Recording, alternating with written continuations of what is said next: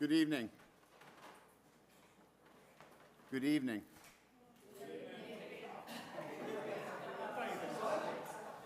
$350 million budget. Look alive. Today is Thursday, June 23rd, 2022. Pursuant to Chapter 20 of the Acts of 2022, this meeting will be hybrid, allowing participation both in person and in the City Council chambers and remotely. There is a Zoom link for this, and the meeting may also be viewed through the digital platforms such as the Facebook Lawrence City Council page, the Lawrence YouTube City Council page. And again, I see the DPW director here. The elevator will not be in service. Access is provided via remote participation as detailed above. What's up? I'm going to put you on the spot. Are we still looking for the end of July for the elevator? Okay, all right, you heard it here. All right, super. So there we go. So this special meeting is for the City Council for the sole purpose of addressing just the FY 2023 budget for the City of Lawrence. No other matters will be addressed this evening. Clerk, please call the roll. Councilor Levy is absent. Councilor De La Cruz. Present. Councilor Payano. Present. Vice President Estela Reyes. Present. Councilor Rodriguez. Present. Councilor Del Rosario. Present. Councilor Selena Reyes. Present. Councilor Infante. Present. President LaPlante. Present. Would you please rise for the moment of silence?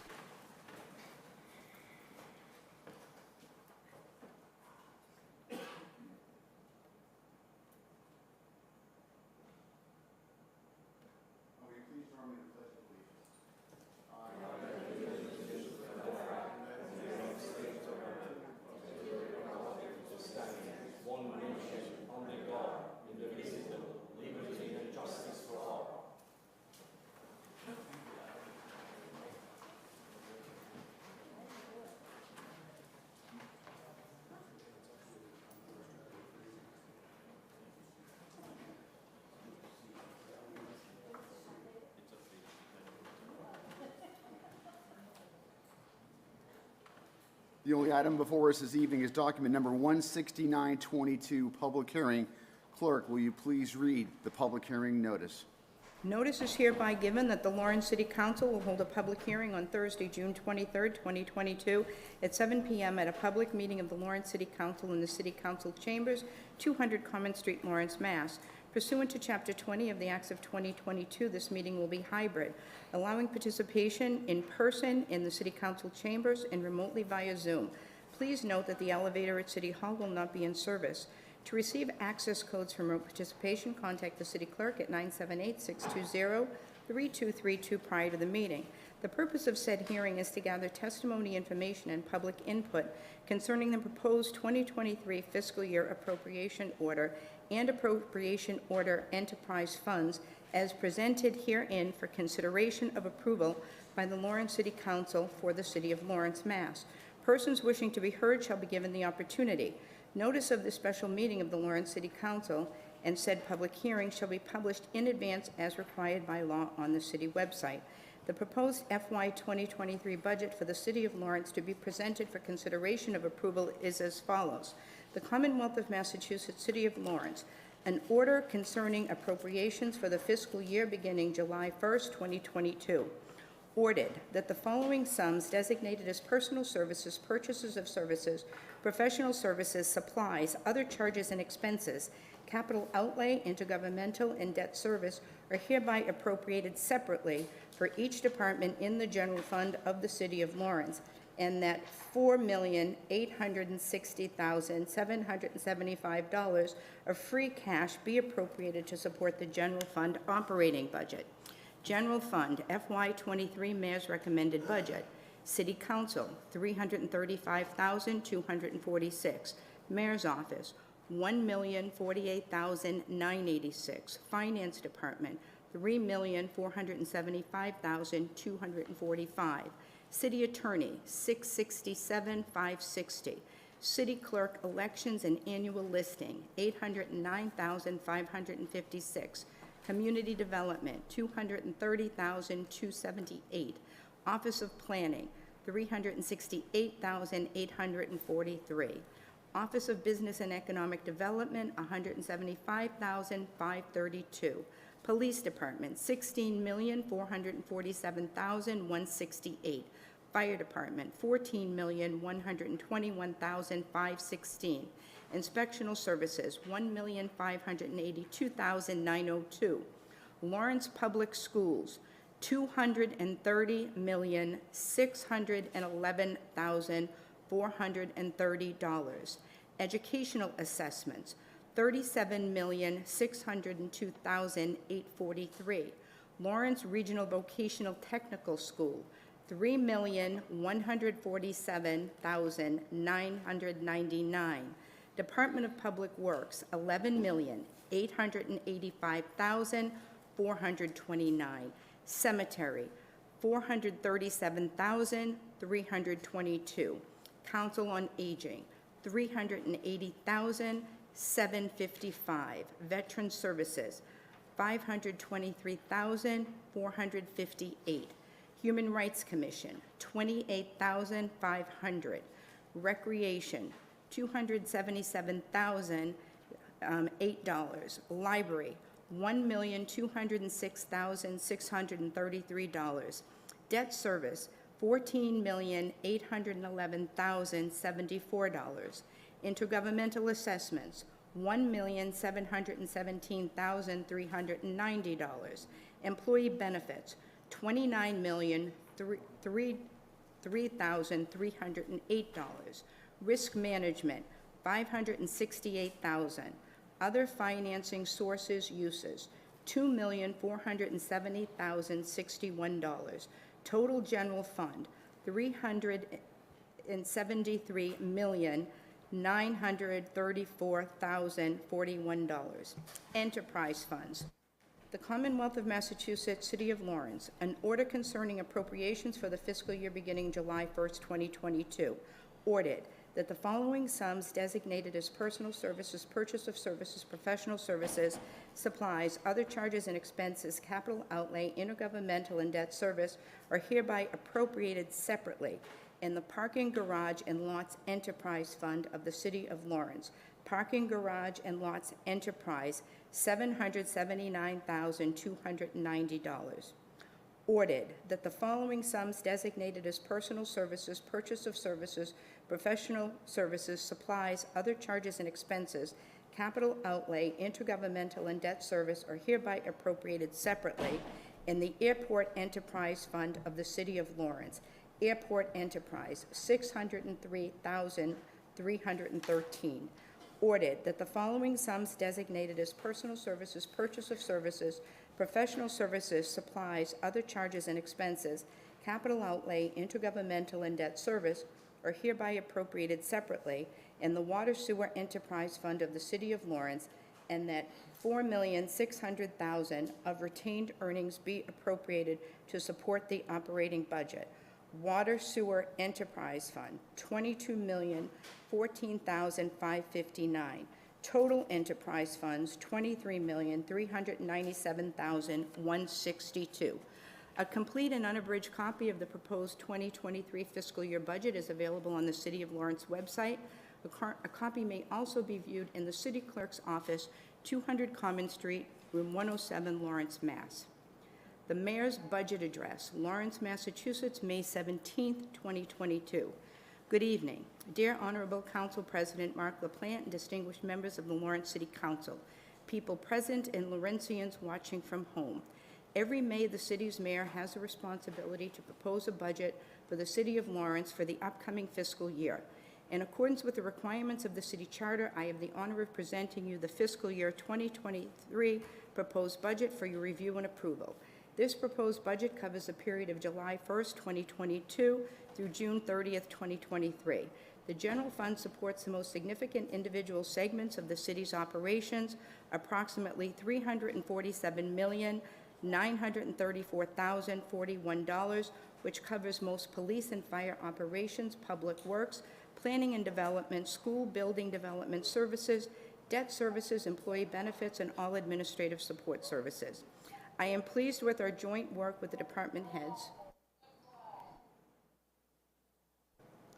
City Council, and the people of Lawrence to bring this FY 2023 budget into structural balance to ensure the stability of critical government services in an imminent crisis. This balanced budget keeps the essential services for the most vulnerable residents. It makes key investments to promote growth and opportunity for all while sustaining our administration's commitment to uplifting the City of Lawrence to higher standards of living. In keeping a commitment first made when we took office, this budget proposal is aligned with the priorities and needs of our community, as our constituents have demanded. It focuses on improving the welfare of all of our residents by ensuring economic prosperity and access to jobs and economic. I'm looking for a motion to dispense with the remainder of the reading of this particular order. Is there a motion? So moved. Motion made by the council, by Mr. Payano, seconded by Councilor Estela Reyes.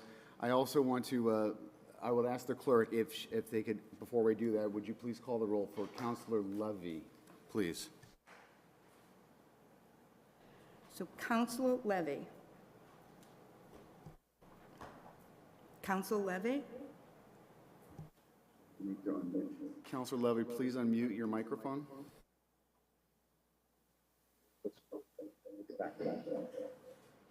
At this point, I will ask the clerk to please read the roll on dispensing of the reading of the remainder of the notice.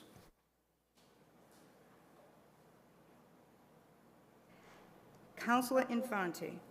Yes. Councilor Selena Reyes. Yes. Councilor Del Rosario. Yes. Councilor Rodriguez. Yes. Vice President Estela Reyes. Yes. Councilor Payano. Yes. Councilor De La Cruz. Yes. Councilor Levy. Absent. President LaPlante.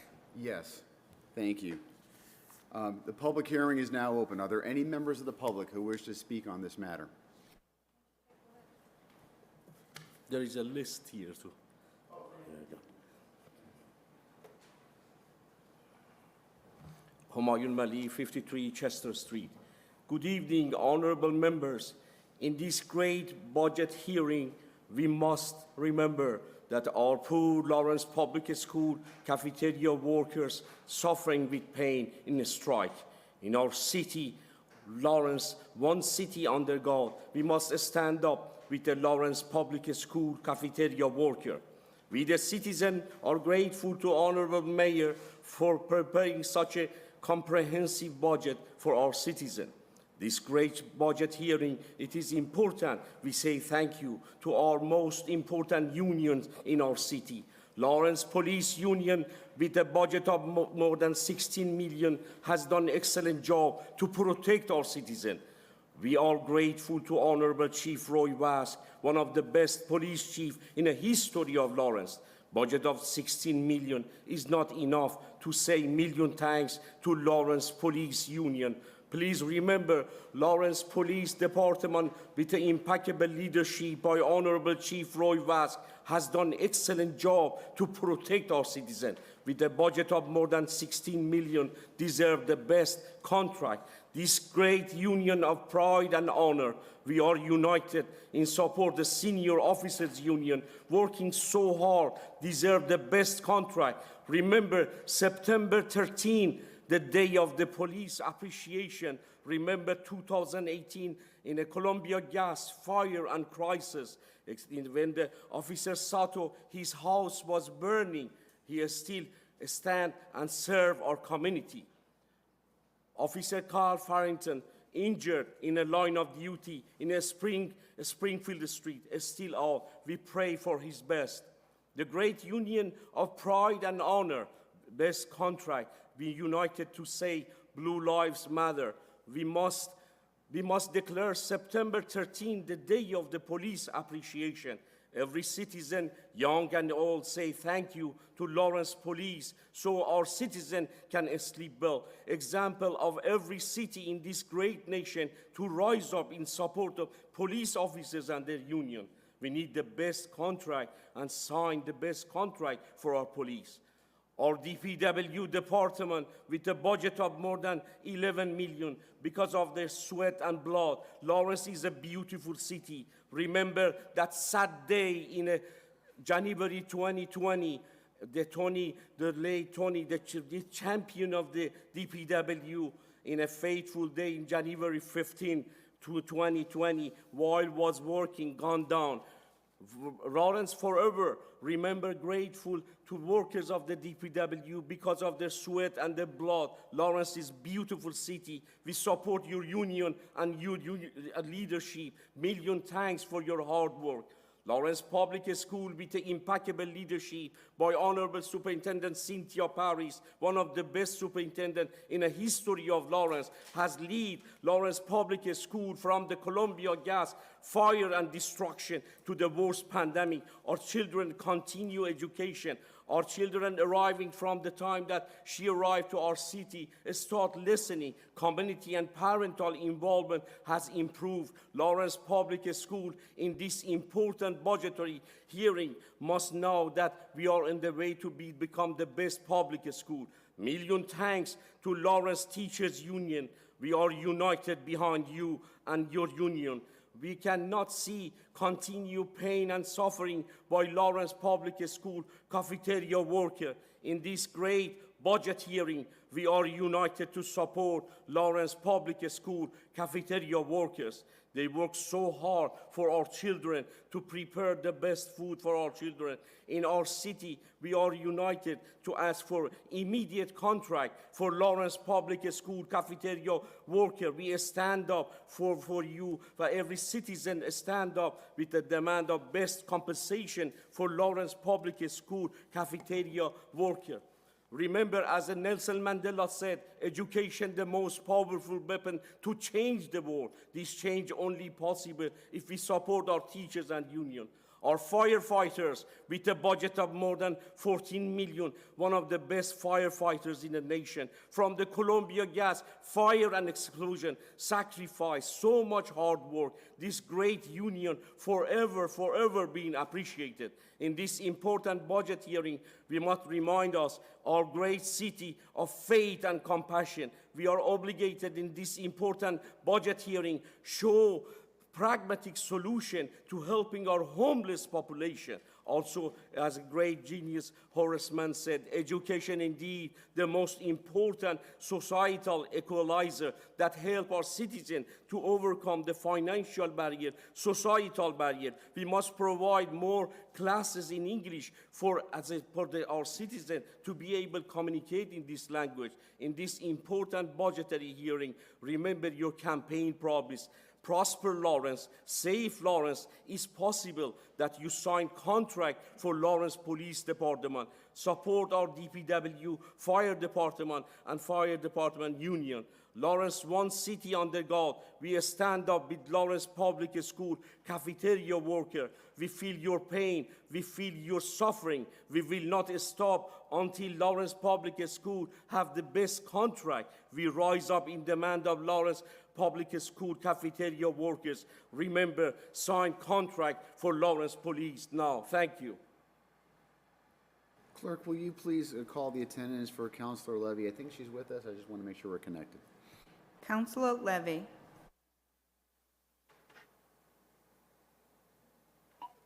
Present. Thank you. The next speaker for the public hearing is Dick Russell.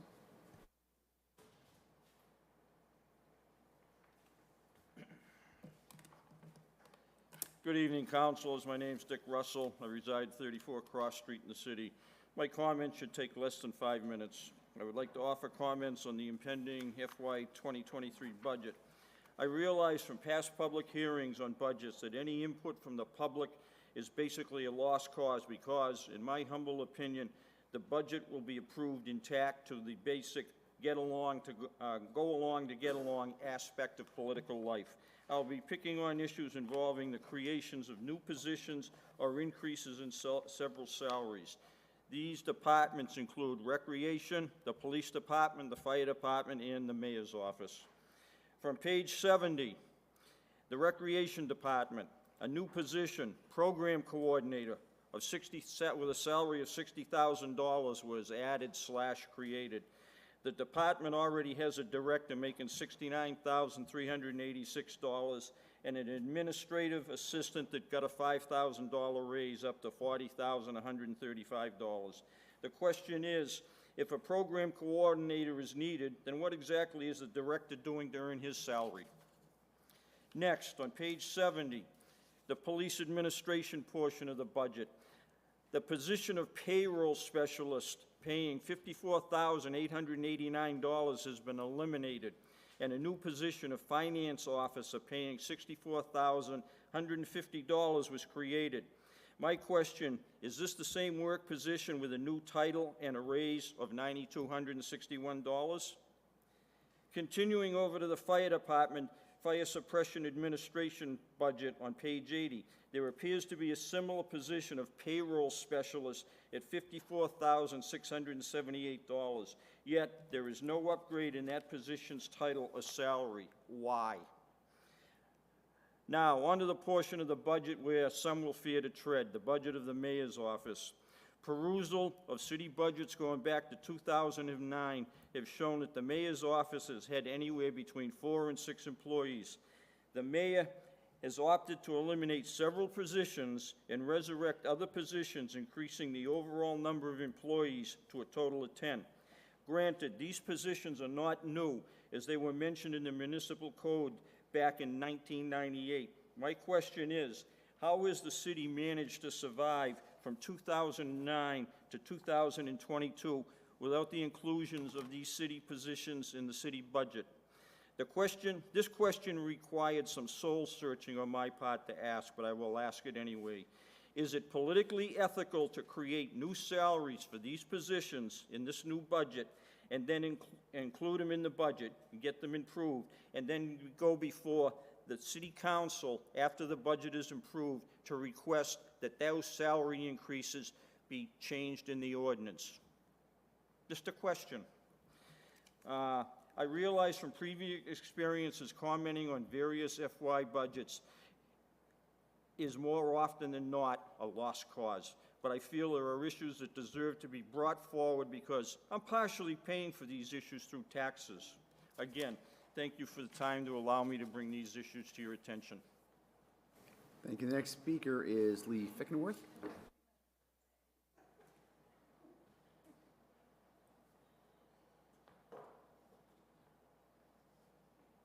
Lee Fickenworth, 34 Cross Street. Tonight, I come before you all to make sure my voice and opinion is heard. I hope you will listen to each person who comes before you, voicing their opinion as well. And I hope none of you have already made or decided what you're already voting on. So I will make this hopefully short and sweet and, as Rich would say, painless. Let me start by talking about 2 positions. One is new and one is not filled. The fire assistant isn't needed. I didn't get to see what, or hear what Chief Moriarty when he came before you. But the person that we've been told that's gonna have this position, in my opinion, because I have had a run-in with them, is unprofessional. I know how he treats the public, and it's not right. And nobody should be treated that way. Just my opinion. And that's a Fickenworth app as in Phil. The police position. The person's a great person that we hear that's gonna get the position. I'm gonna give that a grade of a C. So that position passed the sniff test. Moving on, another position, as Rich mentioned, about the director, I think it's the director, coordinator, whichever one. One's making $69,000 and one's making $6,000. Why are there's 3 people and he's covering over 2 people? I don't get it. Is it necessary?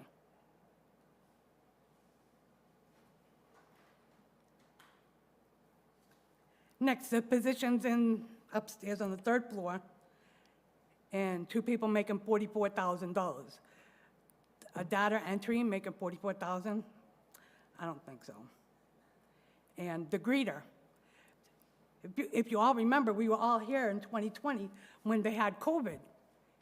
And what did we have downstairs? A person that worked in inspectional service downstairs that probably didn't have nothing to do or was asked to go downstairs to man the, whatever you want to call it. So we could do that. We don't need a person down there that's getting paid $44,000. You guys don't even get paid $44,000. So that's another fail. So that's quite a few of them. The positions, the new positions, or the so-called new positions, $150,000 for, I forgot to bring the paper up. I think that's a little bit too much. I know they expect something, but that's a lot for a brand-new position. No, I don't think so. We're not a rich city. We all know this. We're rich in other ways, but we don't have the money. Who's going to pay for the 2 new schools? Who's going to pay for the police department, the brand-new state-of-the-art police station? Massachusetts. All of us sitting here, no matter where you live in Massachusetts. The position making $75,000 that's going to be working in the mayor's office. This person is, I'm sorry to say, but he has a lack of knowledge. He went on radio 2 weeks ago. I don't speak Spanish, you all know that. And he misinformed the community, saying that the Adult Learning Center is only for Lawrence. That's not correct. He misinformed the community. And this is the same person that's going to get $75,000. Or, wait a minute, maybe he's going to get the chief of staff position that's now open. Oops, sorry, did I say that? Now, my comment about, okay, there's new people that work in the clerk. I don't have nothing against them. I'm just talking about the price tag. And there's a new employee at the senior center. They all make the same amount. Why doesn't the homeless coordinator make that much? She only makes $30,000. Do you think that's fair? I don't think so. She works her butt off.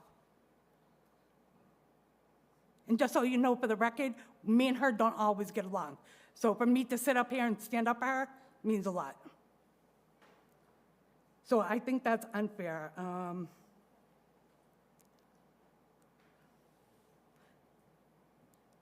Overall, this budget, in my opinion, is a hot mess. I forgot to fail to mention about, oh, I mentioned about the Adult Learning Center.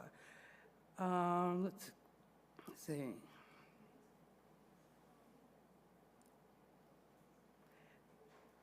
So I want to thank the person that wrote on the Mayor of Lawrence page about when he went on the radio, misinforming the community. Do you want somebody misinforming anything that goes on in the city? I don't think so. There's a lot of spending money, but what is the public getting? I've already gone up to there, upstairs, and about a complaint. Did I get a call back? Nope. And that's a shame, because you know that I do something for the community, and that's what it was about. So I think that's about it. God help us all. I hope you make a fair and you make the corrections that need to be changed. Thank you. Thank you. The next and last person on the public hearing is former city councilor and colleague of mine, Councilor Julia Silverio. Good evening, Councilor, and welcome back to the chambers. It takes a while for me to get back here. Good evening, everyone. How is everybody doing?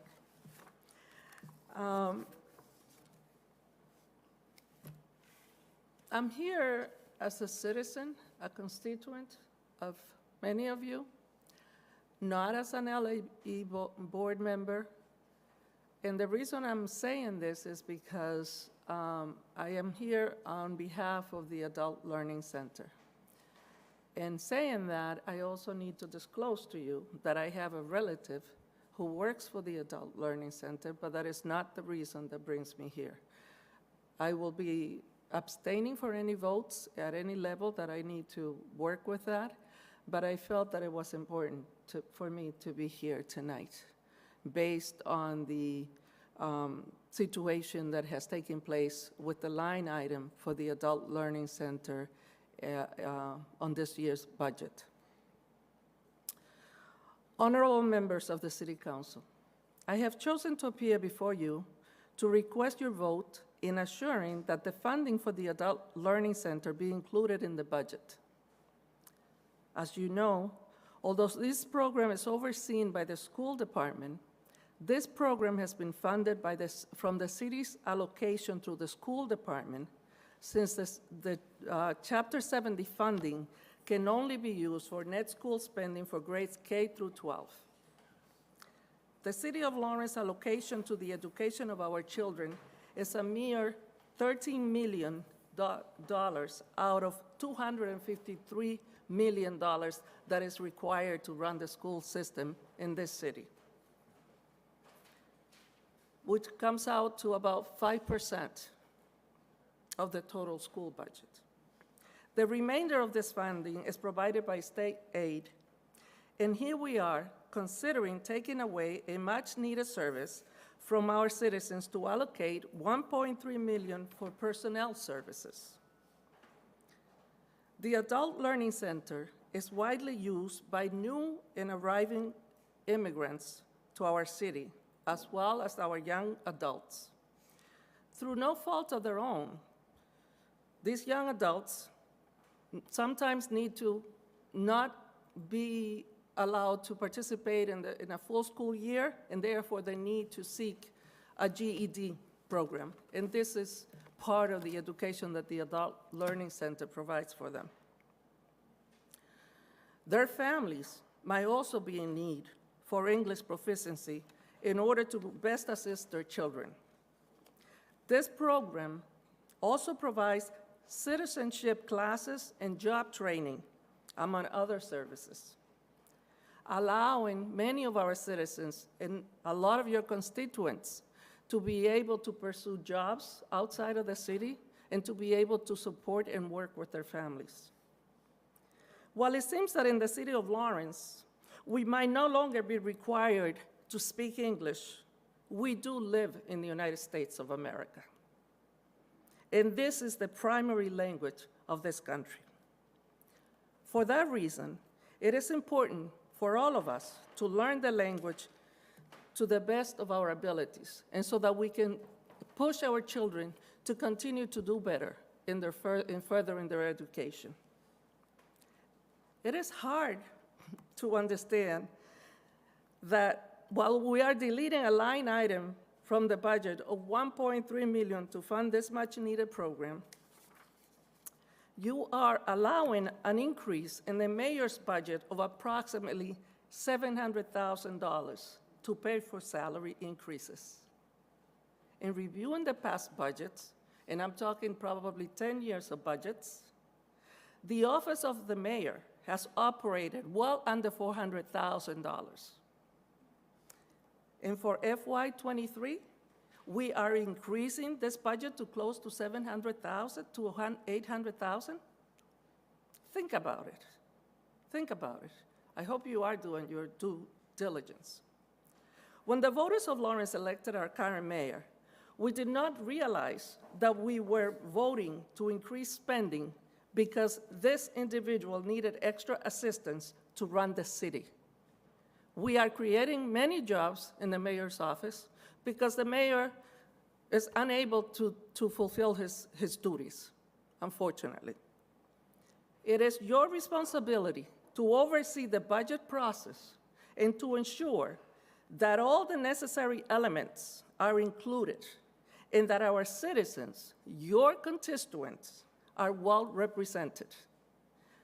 I urge you not to approve this budget without the inclusion of the funding for the Adult Learning Center, which is a much-needed program in the city. I haven't been in your shoes. I understand that it's difficult sometimes to do this and to make the necessary changes that you need to do, but I urge you to please consider that. And I hope that by this time, even though I'm here before you, maybe the mayor's office has already submitted to you an amended budget. Thank you very much. Thank you. Our public hearing is now closed. At this point, I see the mayor is here. Does somebody from the mayor's office wish to speak to the council at this point, or not? We can just move on with the motion.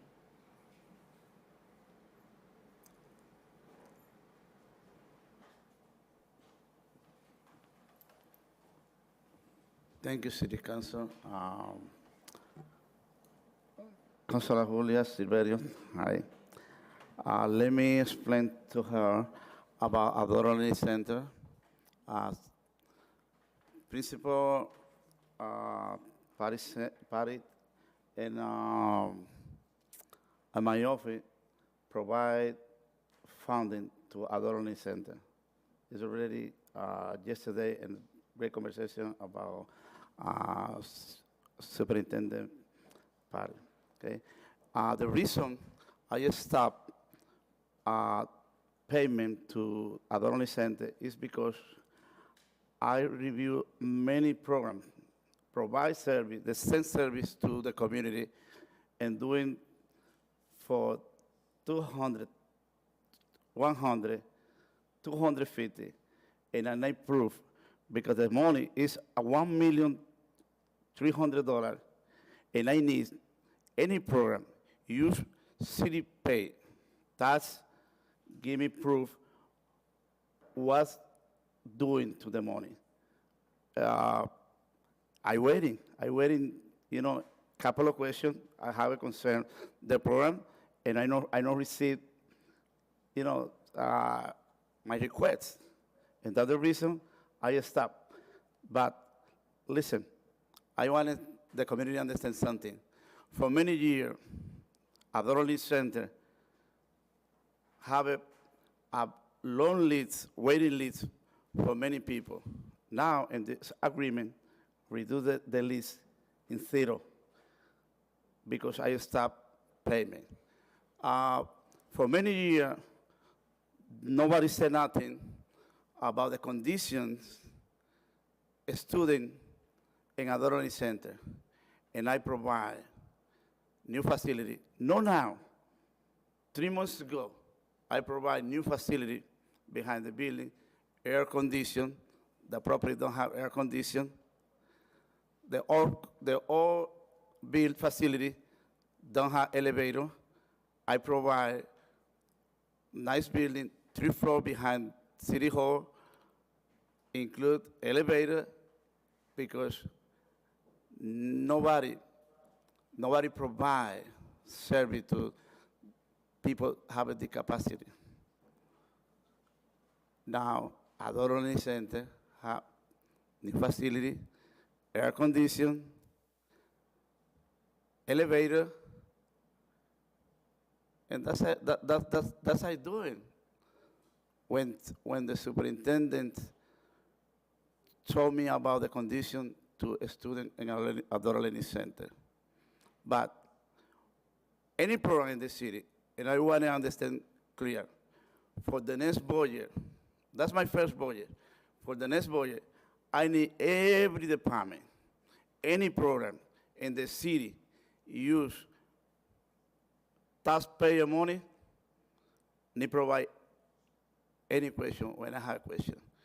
If not provide question, when I do it, I stop funding, okay?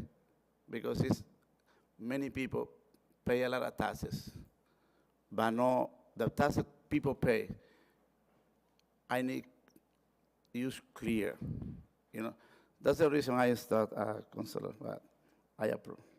Okay. Thank you. Thank you, Mayor. At this point, I'm looking to the chairman for a committee report and a presentation, please. Is there a committee report? Or Yes, or motion? thank you, Council President. The Budget and Finance Committee met, and we went over this document over the course of several weeks.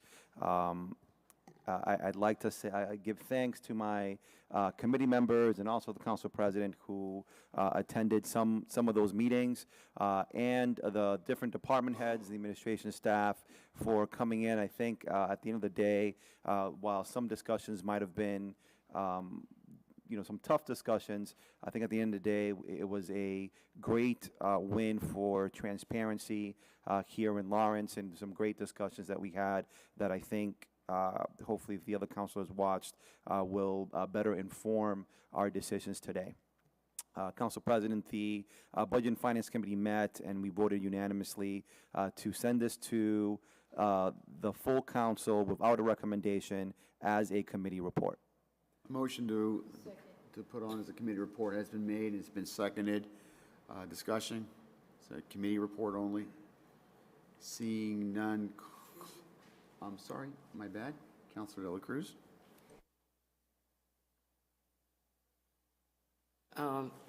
We are discussing the budget, and we have the great opportunity to discuss from the booklet or just Counselor, about here- the budget meeting. Now, here's how I think we're going to be going with this, if it's okay with the body. I think we're going to accept the committee report first, and then I'm going to look for someone, probably the chairman, to give a motion one way or the other. And then I think at that point, we will then engage in the conversation I think that you want to have. So at this point, I'll ask the clerk to call the roll. Counselor Levy. Counselor Levy? Yes. Counselor De La Cruz? Present. Counselor Payano? Yes. Vice President Estela Reyes? Yes. Counselor Rodriguez? Yes. Counselor Del Rosario? Yes. Counselor Selena Reyes? Yes. Counselor Infante? Yes. President LaPlante? Yes, the motion to accept the committee report passes. Counselor, Mr. Chairman Piano? Thank you, Council President. So, Council President, before I make this motion, I'll just want to inform the rest of the council that in speaking with the clerk, today we're going to be presenting, it's four different motions. We have to, in order to go through the budget, it's not just, it's broken down into four different sections. There's the Water, Sewer, and Enterprise, which has to be its own motion, the Airport Enterprise Fund, which has to be its own motion, the Parking Garage and Lot Enterprise Fund, which has to be its own motion, and then the total general fund. So I am going to present a motion, motion to vote in favor of the general fund FY23 mayor's recommended budget, which is a total of $373,934,041 with discussion. Second. The motion's been made by Chairman Payano, seconded by the Vice President Estela Reyes. Discussion. Thank you, Mr. President. I would like to talk about the budget, but before we go there, I would like to offer a few cuts, if you councilors allow me to. And the first cut that I would like to offer is that on page 70,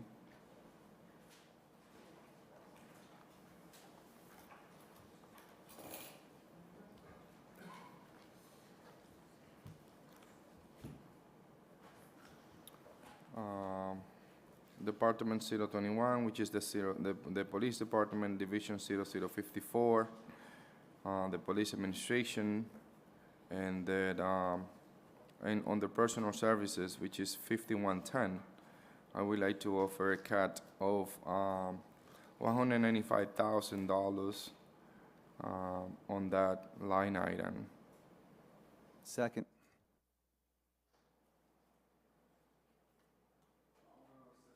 I will be accepting the motion in a moment. I just want to remind all the councilors that we're going to be going through amendments to cut the budget, which is within our purview. Obviously, and I think the author here is right, where they're looking at personal services. The place that we would probably look for ease of everyone, and I think it's useful to hear why they're looking to cut it, that was made in the motion. But if we look on beginning on page 6, that's the appropriation order. And so if that's the actual document that we're going to be cutting. So for example, in this particular one, it appears as though we're looking at 0021 Police Department, which is found on page 7, and it appears as though the author is looking to reduce by $195,000 section, personal services, section 51. Just want to make sure that matches. And I want to just double check with Mr. Ryanell before I go too far on the edge here. I just want to make sure we're on the same wavelength as we go through this process. Well, I just have if I may. Please. That's fine, 195,000. We do need this specific object code, which Counselor mentioned, but it is, as far as the appropriation order goes, it does roll forward. But if we could take the org and the object line items, we can convert that to the appropriate, or change the appropriate loan, the appropriate council order on page 6, and we'll adjust it for you. So as the counselor did it, that's the preferred way of doing it? It's the preferred way, because we do Got it. need to, Okay. need to have the specifics. As a second reminder to the council, and I'm not sure how you want to handle it, but the mayor did submit an amended budget, so the numbers are off just a little bit. There was a request by the Budget and Finance and the councilors to add 48,000 to the budget, so we did that. So I just want to make sure that when we do take the final vote is a little different than the number that you read. It's additional 48,000 higher. I can, when you're ready to take a vote on the entire budget, Ramona's going to keep track of any cuts that are suggested, but I'd like to remind councils we did add 48,000 to the budget last week. So then, the motion is in order. Thank you, it does make sense. The motion is in order, the motion to cut 195,000. As you would see on page 70, that reflects the deputy police chief. Has been properly made and properly seconded. Discussion? Did you want to speak on your motion, on your amendment? I can just, to be clear, I can just offer that a specific as of why. But I may not. Do you wish to speak on this amendment? Because we're about to take a vote on it. Do you wish to speak on the amendment or not? Take a vote, yeah. Who else? I saw Councilor Dela Cruz's hand first, then I saw Councilor Infante. Councilor Dela Cruz. This position, $195,000, it is a position that we don't need it and we don't have it at this moment.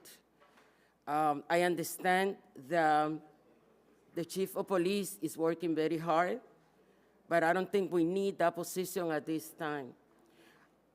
Those are money that are extra money that we shouldn't be using at this moment. And somebody who's going to start a new job, $195,000, then we have to do an increase in a year or two. And how much this person is going to get. I understand this person must be a professional. It must be having a resume that speaks for himself. And this person must go through an interview for that person to get that amount of money. That's money that we need to lower down. And I don't think we need that position at this point. Thank you. Councilor Infante. Thank you, President. To echo what my colleague said, I do agree with her. I did watch the budget session for this when the chief spoke about it and said that he is the one requesting this position. But in my district specifically, we just had a severe car accident on Sunday on Mount Vernon Street due to speeding. And I am in constant communication with Lawrence Police Department. And the reason that I always get is that they're understaffed, that they need more police. So with an amount like that, I would prefer to see that being invested for more police than just one person at that level. Any other councilors wish to speak on this matter? Council President. Councilor Payano. So I would differ slightly with my previous councilors. I think that there is a need for this position, but what is currently ordinance is that it is ordinance at $80,000.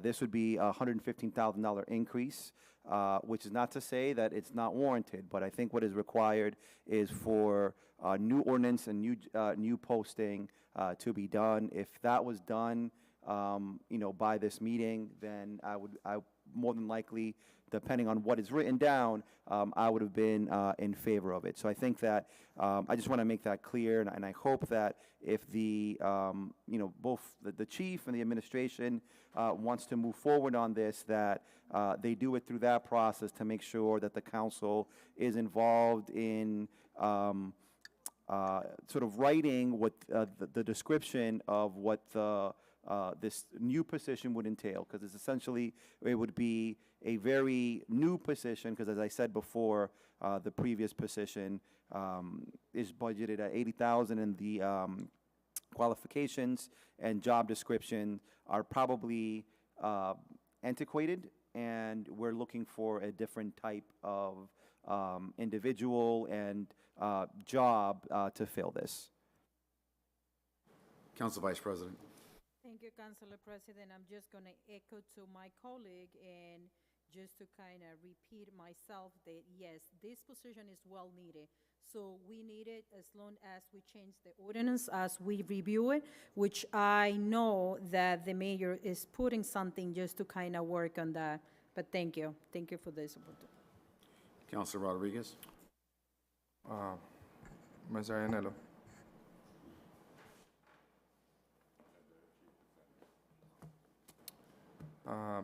Well, again, thank you so much for the hard work you've been doing for, during this season and every time that we need you. I just want to ask you how much money we are using from free cash to budget this, to balance this budget. In this budget, Councilor, we're proposing $4,909,234.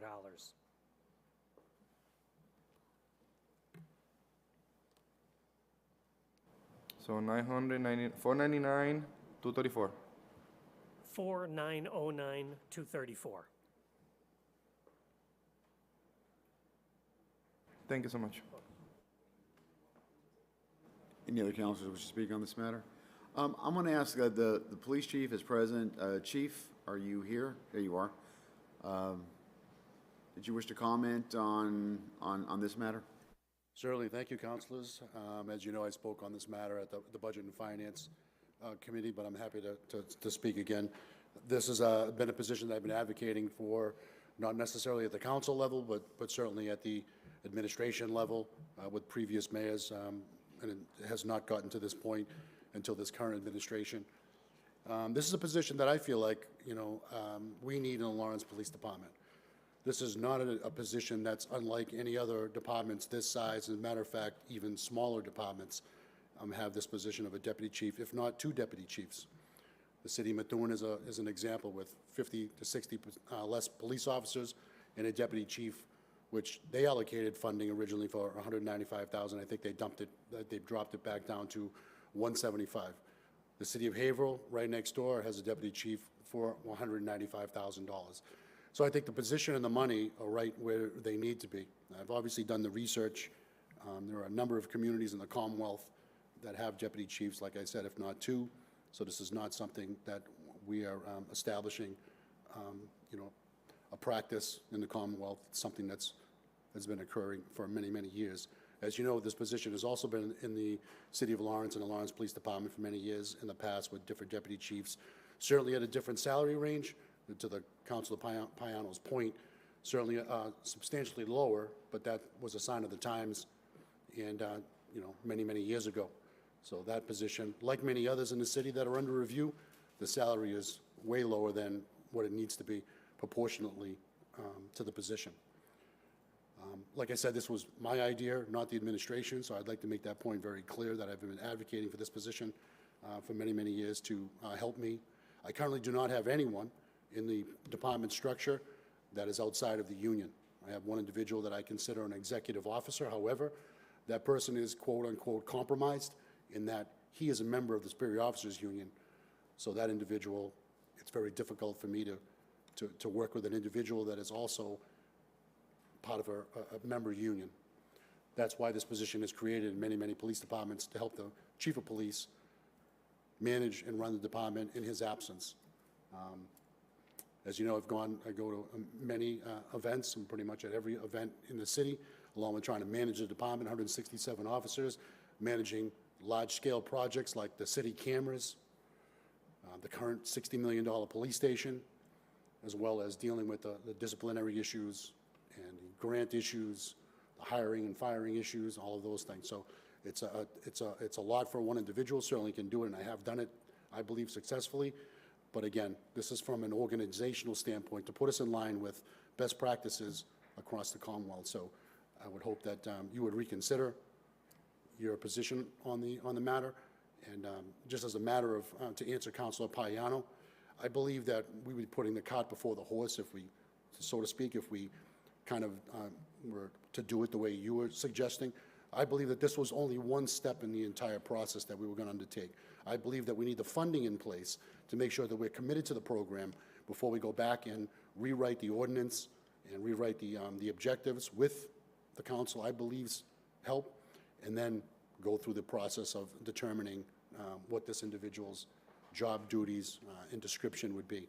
Without the funding, I don't see the point of going through all of those other steps only to have the funding not be allocated. So that was kind of my reasoning, was to try to get this through the council at the funding perspective first, and then kind of tackle those other issues. I'm happy to take questions. Thank you very much.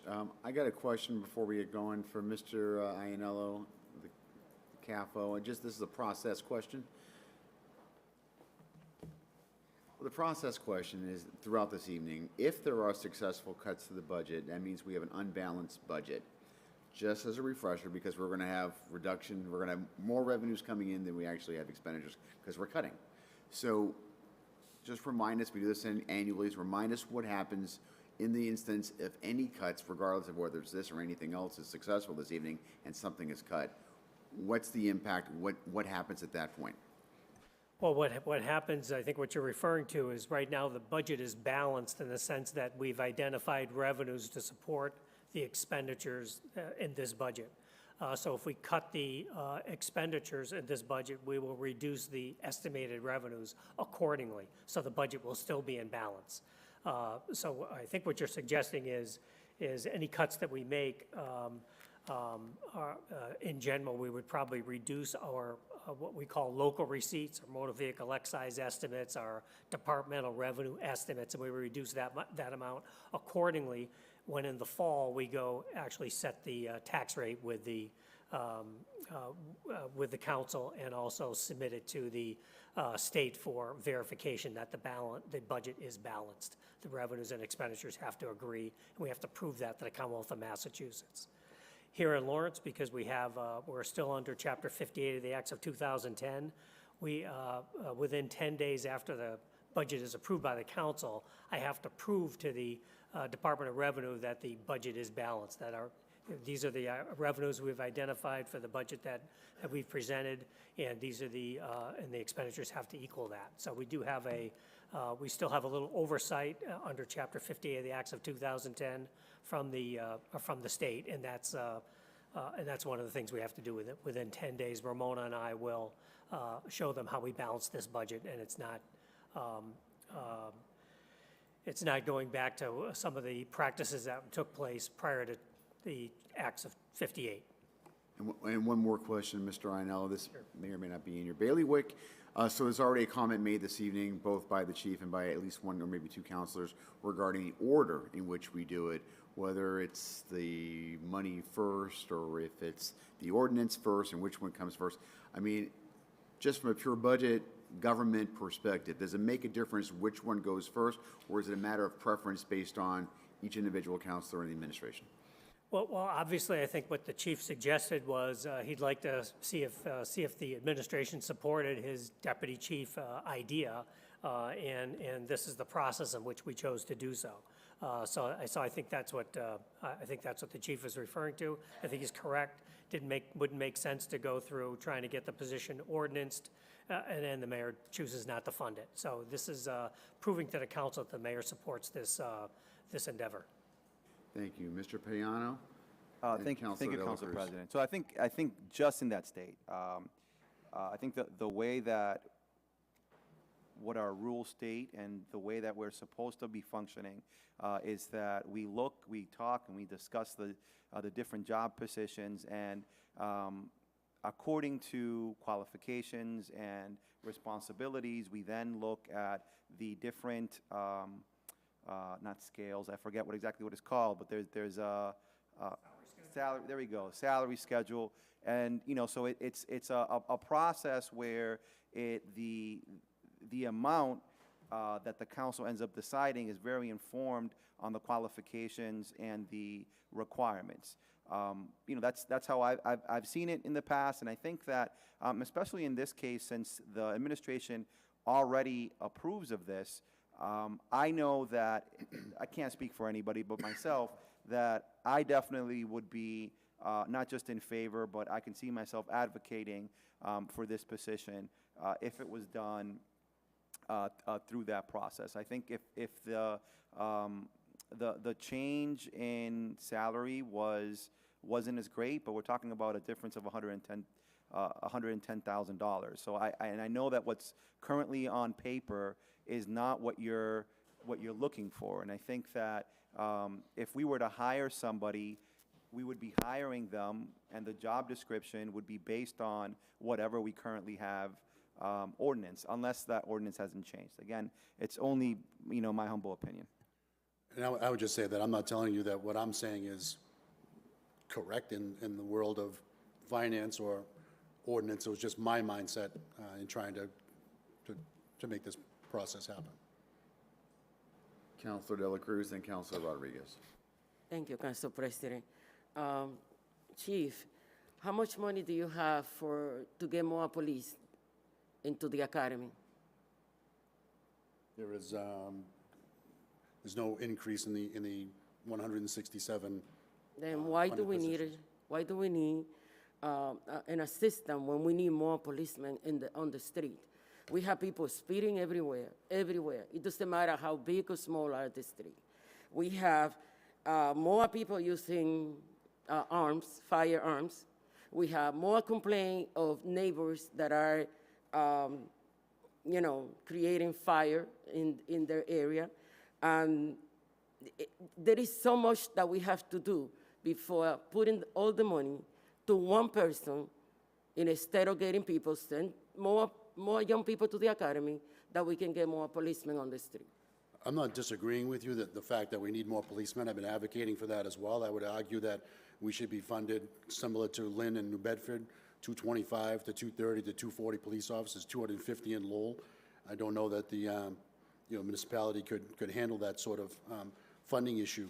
But I would just say we need them both. I think in order to create a professional police department like we have been doing, we've come a long way. We're getting close to being accredited. When the new building opens, a $60 million, state-of-the-art building, I think we've come a long way in our policies and things like that. So I think the deputy chief is just another step in professionalizing the organization. But I certainly agree with you that we could use more police officers as well, yes. But if we load the salary to $100,000 and use the $95,000 for the police academy, will that work? I'm sorry, raise it. If we divide the salary, $100,000 for the new person at the beginning, after that person proves that he's doing the work, that we really needed him, and then all the $95,000 to be put in the academy for more.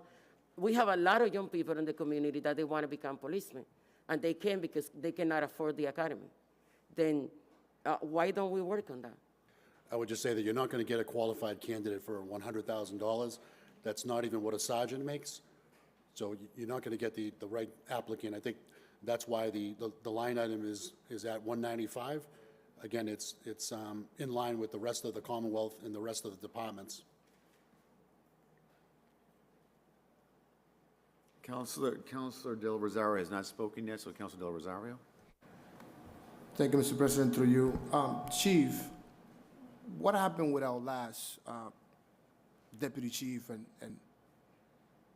where is he? What happened with our last deputy chief? Why we don't have one? I'm not exactly sure on when that was. It's been a number of years since that position has been filled. It was before my time as the chief. I'm not sure exactly what the official reason was for eliminating the position or the funding source. Councilor Rodriguez? Thank you, Mr. President. Through you, I would like to follow up on Councilor Payanos, what he was saying about the importance of getting everybody involved. And he missed one little thing that I would like to add. Every time that we have an ordinance, we have a public hearing. That means that the public come over and give us an opinion. And that's extremely important. I understand that a lot of the time we don't have a lot of people showing up to talk about the issues, but it is a requirement by law, and I think that it is important that we actually have that in place.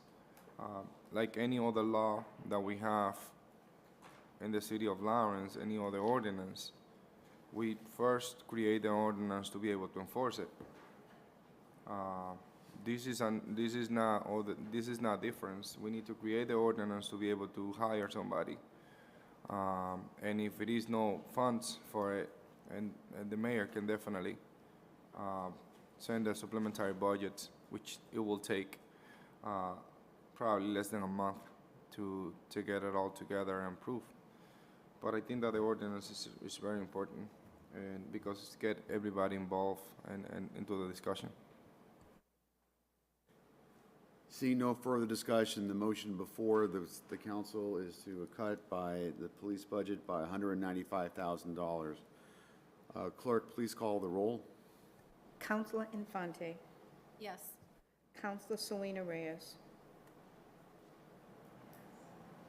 Yes. Counselor Del Rosario. Yes. Counselor Rodriguez. Yes. Vice President Estela Reyes. No. Counselor Payano. Yes. Counselor De La Cruz. Can you explain it to me one more time?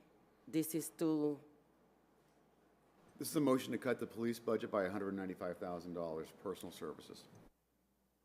yes. Counselor Levy.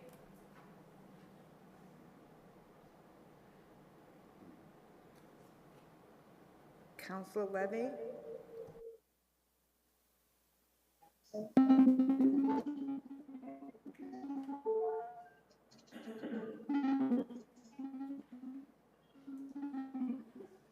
Yes. President LaPlante. Yes, the motion carries. Any other motions? I have a few others. Counselor Rodriguez. I would like to offer a cut on the departments on page 80.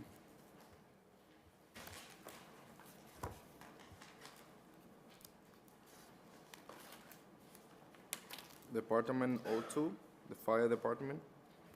Division 0060, the fire administration.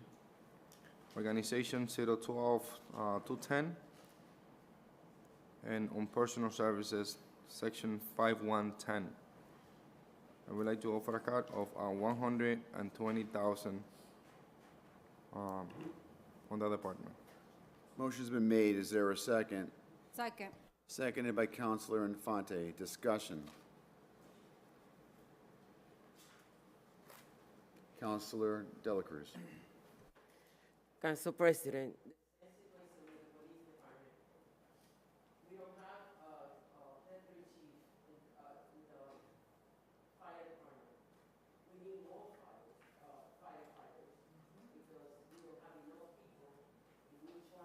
station, we don't have enough people in each one of the stations where we already have opened those fireplaces. Then with 120,000, we can get maybe two and a part-time workers for the fire department. Thank you. Counselor Infante. Thank you, President. Given what I just learned in our previous discussion with the police department, this position or this item has been tabled. There's no ordinance for this item, correct? I mean, for this position. That is correct. It's currently, the public hearing is now tabled. Thank you. Any other counselors wish to speak on this matter? Anybody in the administration wish to speak on this matter? Seeing none, clerk, please call. Did someone from the administration wish to speak on this matter? Yes, go ahead, sir. Yes, good evening. Octavian Spanner, Senior Advisor to Mayor DePena, 200 Common Street, Lawrence, Massachusetts. Good evening, Council President and councilors. Yes, just like the same situation as the Assistant Police Chief,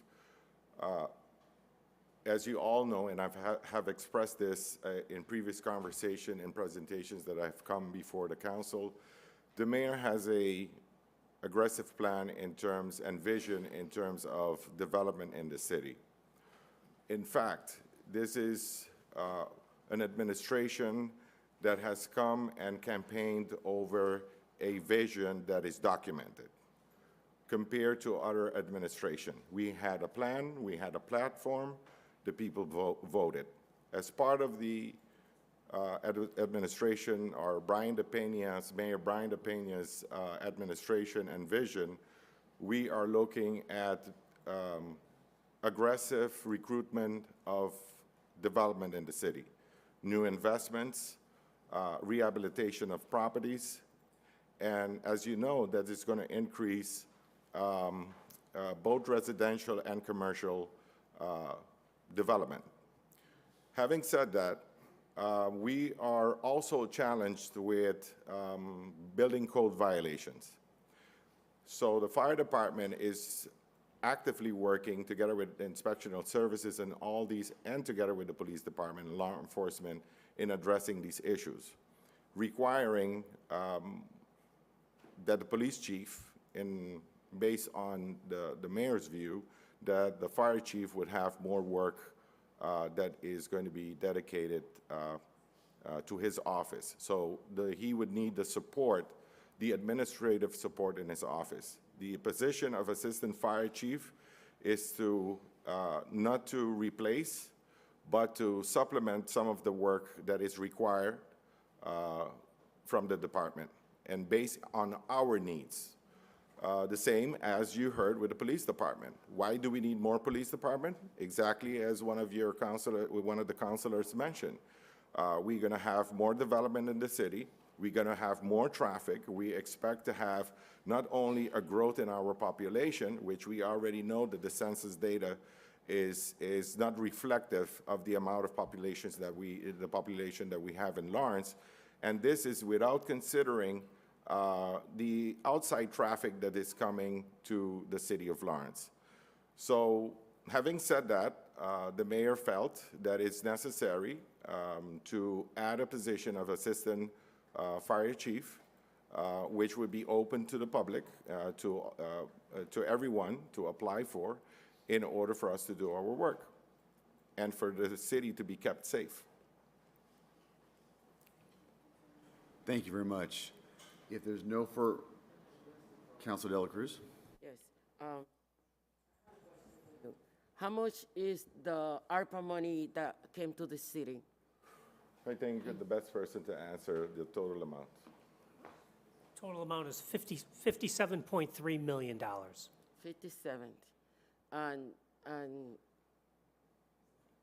can the money be used from the ARPA money for that? Councilors, as you might recall, I mentioned to the councilors, our ARPA money can be used for any purpose. We're going to, because we had the Columbia Gas issue a few years ago, all of the ARPA money is deemed a revenue loss in accordance with the ARPA regulations, which allows us to spend it on pretty much any governmental purpose. So we plan on converting our ARPA money into free cash over the next couple of years, and we'll be coming back to the council to use that ARPA money, which is now converted to free cash. We have to come to the council to use it for a governmental purpose. Thank you. If there's no, Councilor Infante. Thank you. I just have a comment. Because the same message was presented to the previous department, I feel like we should continue the same process and, you know, and from what I recall, I know there's some conflicts and I hope to get an update and I hope that you guys are having discussions and if, you know, that's good, then that's great and hopefully, you know, we'll see an ordinance process. But in my opinion, if we're going to say that from one department, we have to stick through that and follow that rule. We will do, Councilor. Council Vice President. Thank you, Councilor President, Director Mike Yanello. I'm just going to ask a question just to be clear. I know that you has just mentioned it, but funding this position, meaning that you're not going to fill the position until we work with the necessary ordinance that we need to put it in place, right? That's correct. Okay, that's my only question. Thank you. Any other discussion on this matter? Hearing none, clerk, please call the roll. Counselor Levy.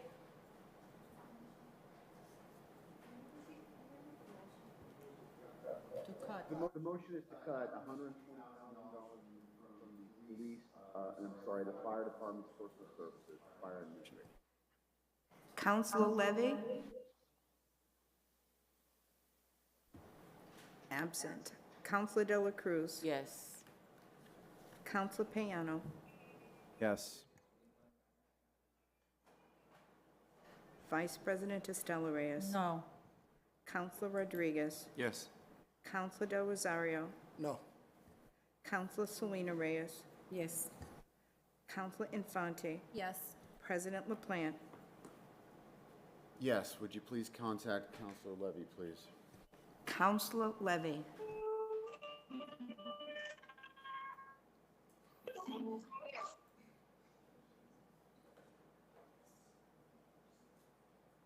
What's the vote? I did not hear her. What is the vote tally, clerk? So I've recorded Counselor Levy as a yes, and it is 2 noes and 7 yes. Recorded her as a yes, okay. You heard her. Okay, very good. Okay, the motion then is adopted. Any other amendments, any other motions? Counselor Rodriguez. Again, I would like to offer a cut on page 28 of the budget.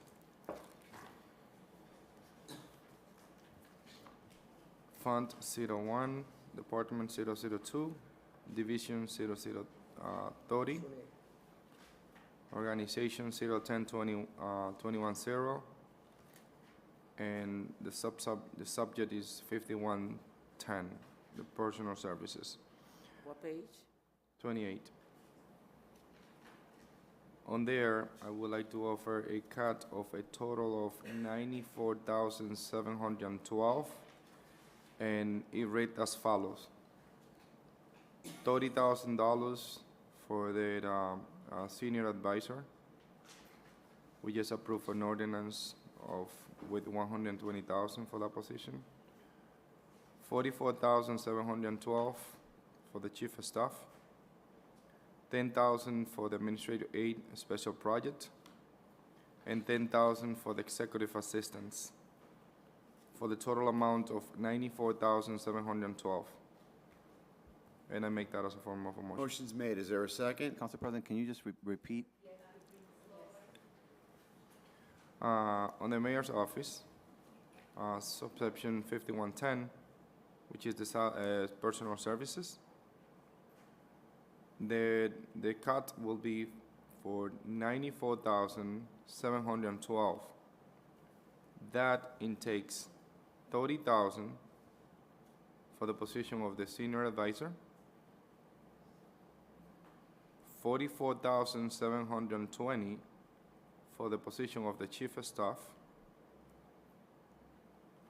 $10,000 for the administrative aid special projects,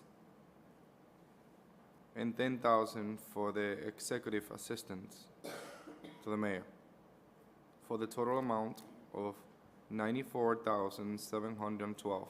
Council President, can the last 10,000 be repeated? Mr. Rodriguez, the last 10,000, please. For the executive assistants. So that's the third one from the bottom. So the mayor, chief of staff, and the executive assistants. The motion's been made. Is there a second? Hearing no second, the motion Second failed. the motion. Seconded by Counselor Dela Cruz. I will ask the sponsor, this was a little bit different than the other ones. Please write that. That needs to be given to the clerk. If you can give that to the clerk, that would be helpful. Motion has been made and properly second. Discussion. Caution by Counselor Payano. Thank you, Council President. I just have a question to the proponent of the motion. Councilor Rodriguez, are you planning on making other cuts into this, into salary, wages, so basically 5110? So these are the only cuts that you're going to be presenting? The 5110, it is. And then I have another for the mayor's office for the 5344, which is another subsection, but not under personal services. Personal services is only that amount, 94,712. If we make it easy for the councilors, we can definitely go one by one. I can subdivide my motion into 4, A, B, C, and D, which will be, if make it easy, 30,000 will be A, which is correspond to the seniors advisor. The 44,712 will be B, which is correspond to the chief of staff. The 10,000, which corresponds to the administrator special project, and the second, which is going to be C, and D will be the 10,000 for executive assistants. So, if it's easier, we can go one by one, and as a matter of fact, I think it will be more efficient to do it one by one. So A, B, C, and D. I'm going to recognize Counselor Payano. I'm also going to see if that's the direction that we're going. If you withdraw your earlier motion, just withdraw it, and then you'll have the floor, and then you can just do one at a time. That might be easier. Counselor Payano? Thank you, Council President. So I think what I would say is that there are certain positions here that I think that the mayor has stated that his strategy on being mayor is going to be different from other mayors in the past, is how they use their the different positions that they have under the administration. I think he said that clearly, multiple times. And in that, what he's asking for is for specific wages for those 4 new positions that are listed here. Because of that, I would not be in favor of making cuts into those positions. I think from what has been given to us, at least what I've seen that has been written down, it looks to me like the qualifications and the requirements of those positions are aligned with what we're asking. And that at least is with the executive assistants and the other administrative aides that are listed here. So that's where I would stand if this was moving forward this way. It appears as though the sponsor is looking to withdraw. I haven't heard that yet, but I have seen that the vice president is looking to speak. Are you looking to withdraw the motion and then go one by one?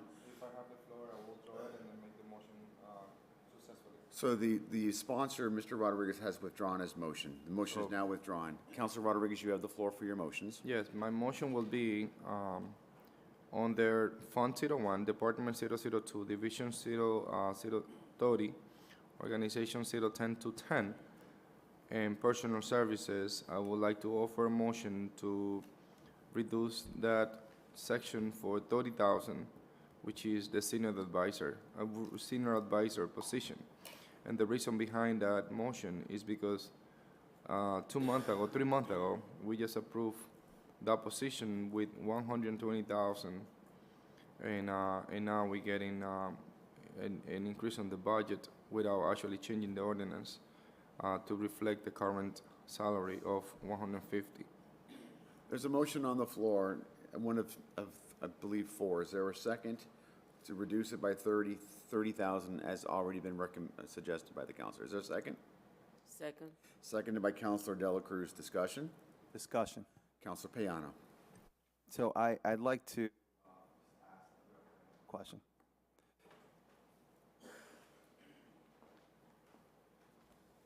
So, if I remember correctly, we did vote on this, that this would be 125,000. In front of us is 150,000. Can you just, I know at the Budget Committee, you mentioned it had something to do with the review of salaries that is going, that potentially would be going on. Can you just talk a little bit about that? Yeah, all the non-bargaining positions in the city are being reviewed. As I mentioned, the present compensation plan approved by the city council was last performed in 2005. It was August of 2005, I believe. And the non-bargaining or non-union positions have not been updated since then. So the ordinances are quite behind. So we have the Collins Center under a state grant is performing a review of those positions and recommending pay increases. So we will see many of the non-bargaining positions be increased substantially.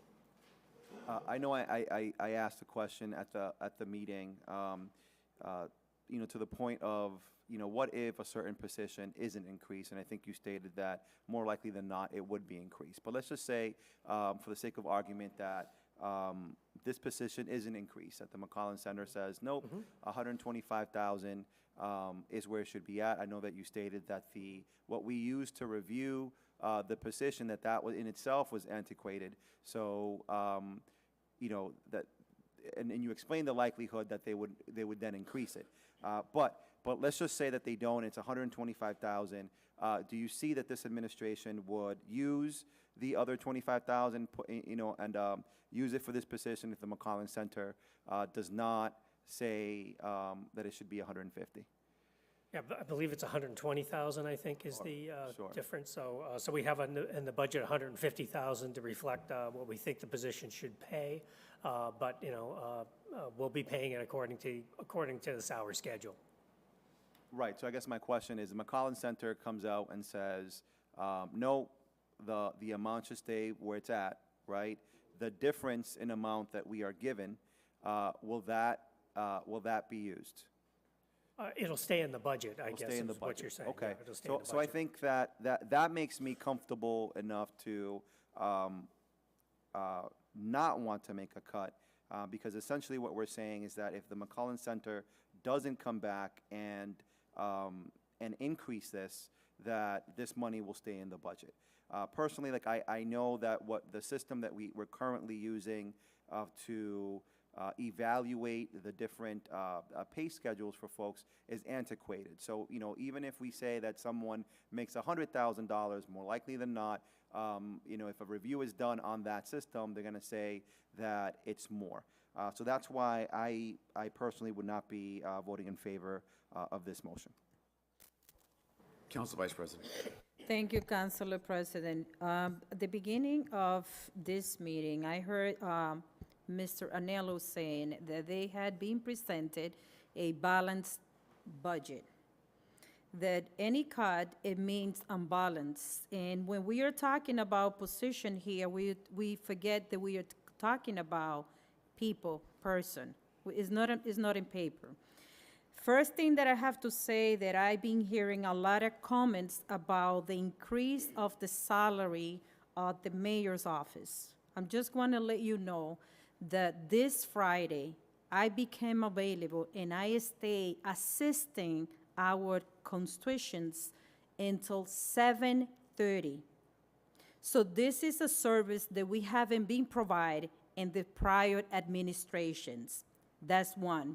Second, the far as I know, the mayor is reducing money of this budget because he's not using the gas city. He's paying for his own gas. He's using his own vehicle. I think, we have to be consistent in what we're saying about cutting position because we are providing service that we have never been provided before. So I'm not in favor on any cut because I know all the questions that I've been asked, I've been taking my time to go and meet with them and ask all the questions that I have at that moment. And I know all the hours that every single department has been putting into this. So I am not going to be in favor to cutting any position, and I always want to remember, because I know that I'm in the public participation, I've been hearing many times that the increases of the salary of the mayor's office, this is not about increases. This is about providing more services. This is about a different cities. We went through a pandemic, so as many things has been changed that we not living in the same city 20 years ago.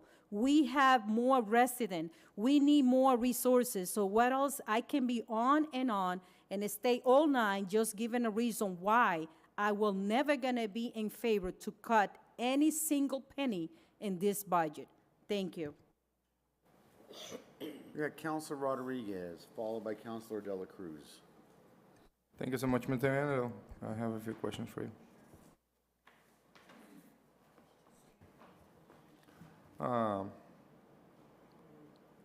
Do you have the list of stipends that are going to the mayor's office right now?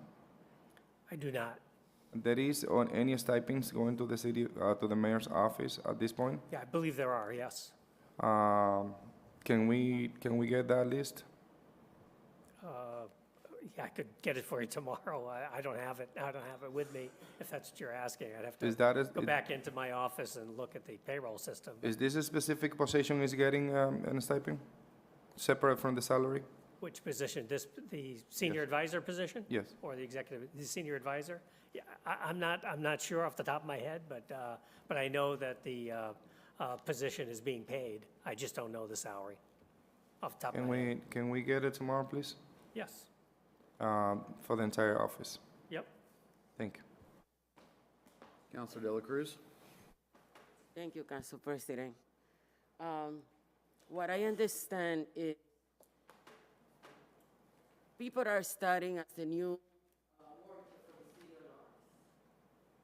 They're starting as a new worker. Then why we go to the maximum salary for these people when they haven't proved that they do an amazing job? I believe in increasing the salary for a lot of people. But I was reading the whole budget, and their office that they didn't increase not even 1 penny. Not even 1 penny to the workers that has been here during pandemic, that has been here working every single day, and they are not getting the salary that the new people are getting as a starting salary. I do not agree that anybody who hasn't proved that, yes, I'm doing a good job, yes, I'm making a difference, why we giving prices to people that we don't know that they're gonna do a good job. We don't know that they're gonna be efficient enough to handle the job that they are being requested to do for. Then why we go to the maximum salary? In 5 years, the city of Lawrence will have to pay 25% of taxes, according to this budget that we have today in front of us. I agree that we get new positions that they were closed. We have $53 million from the ARPA money. We have money in this city now. We have money from everywhere that are coming to this city.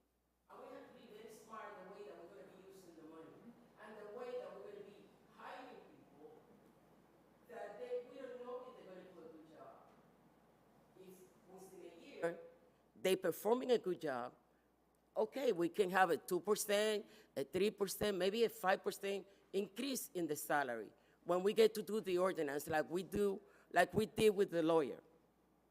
But it is not fair that people who has been working 10 and 20 years in this city and their salary is still, I saw people getting less than $15 an hour. We are against the law. We are against the law. Do you go to every department and increase the salary, or do you work with the unions to increase the salaries of those people that has been here for a long time? Why we giving prices to new people, to new workers? Are they performing the job already? No. Let's evaluate them within a year. I believe, okay, an increase. If we have the money, we'll save the money. But what about I can go through one department that they didn't increase any to the secretary. And I would like to be specific because I studied my book and I know what I'm saying. This is not about I like you or I don't like you. This is about how we're going to make sure that we have enough money for some position that we need it. Do we need a chief, an assistant chief? No. Do we need a fire deputy? No, we don't. Not at this moment. At this moment, we have to save as much money as we can. Why? Because we're going to be hiring people one by one, little by little, and make sure that they're going to perform the job. Otherwise, we're just giving money to people. And this is the money of the taxpayer. And if we don't look at the levy, in 5 years, the city of Lawrence is going to be paying a higher taxes. Because we are abusing that we got that big money from the ARPA. Then what we're going to do? This is not about Maria de la Cruz. This is about being realistic about a city that we need to work together as a team, a city that we need to move forward. And to move forward this city, to tell you the truth, I would invest all the money in the young people more than anything else. Lawrence Public Schools, they have no hands-on job for our kids. Lawrence Public School needed to change. We need to bring those resources to the community. Do they know about solar panels? Do they know about renewable energy? They don't. Then I'm more concerned about putting money on young people that tomorrow they're going to get a job and they're not going to be on the street doing nothing. Then let's invest in our high school kids that they need so much. Instead of fighting, they can be doing much better if we put them through educational field that is going to be part of their job. In 5 years, I need somebody to install my solar panels. Where are the people that are going to do it from the city of Lawrence? Then I think that we're putting a lot of money where we don't need to. Then we have to do something about it. Thank you, Council President. Anybody else wish to speak on this matter? Hearing none. Clerk, please call the roll. Councilor Infante.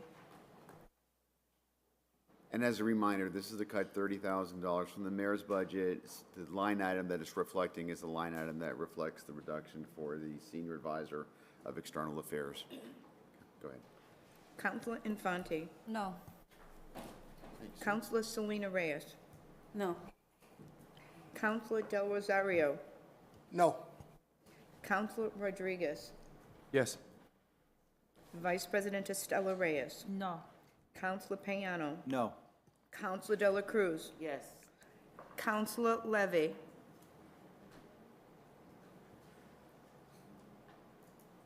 Councilor Levy.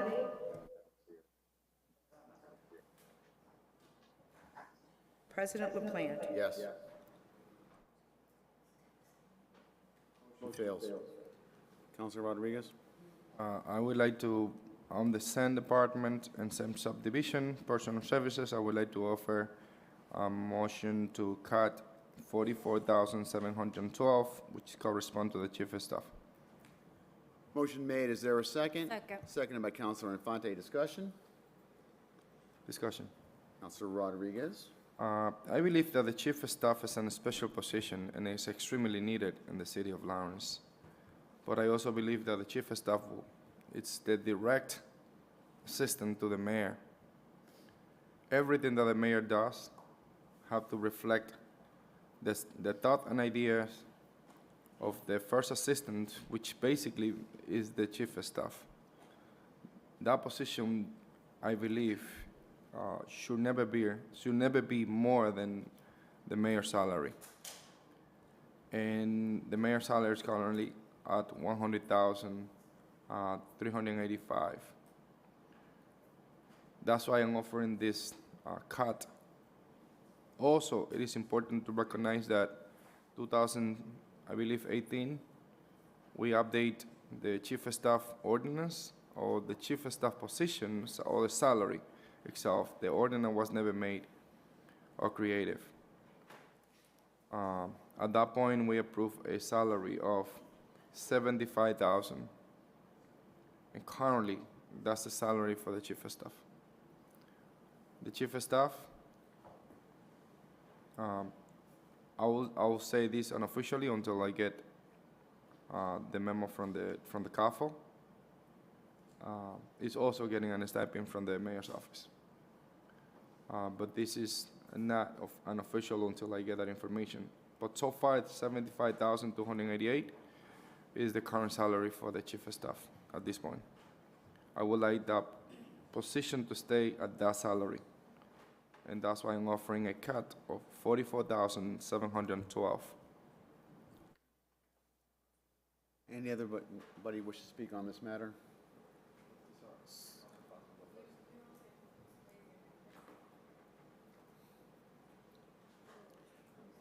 I actually saw Councilor Piano first, and then I saw Councilor Infante. Does that make a difference? Okay. Trying to be polite. Letting you know. Very nice. Thank you, Council President. Thank you, Councilor Infante, for giving me the floor. So I think, you know, that this is an interesting discussion, and it's a good discussion to have. So when you think about a city and you think about what the qualifications are to be a chief of staff and the type of work that you would imagine a chief of staff to do, you have to ask yourself, would somebody do that for $75,000?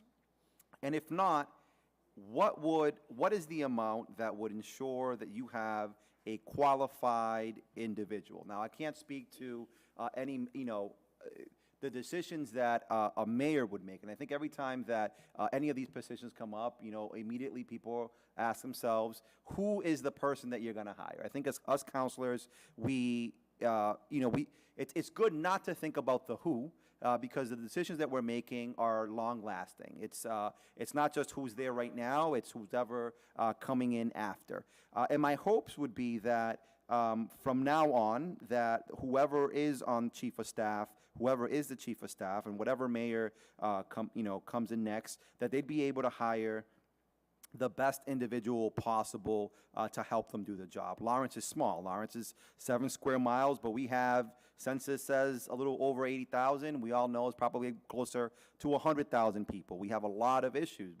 Council President was in front page paper talking about we have 60,000 cars out there and the issues that those entails. There's a lot of things going on in Lawrence. We are a small city by size, huge city by people, and we have a lot of issues that we need to, a lot of issues and a lot of potential that we need to make sure we have the right people to help us move forward. I would agree. I think, normally I wouldn't want any person who is second to the CEO to make more than the CEO, but unfortunately, this is the salary of the mayor. That I think a good question to ask is, should the mayor of Lawrence continue to be making $100,000?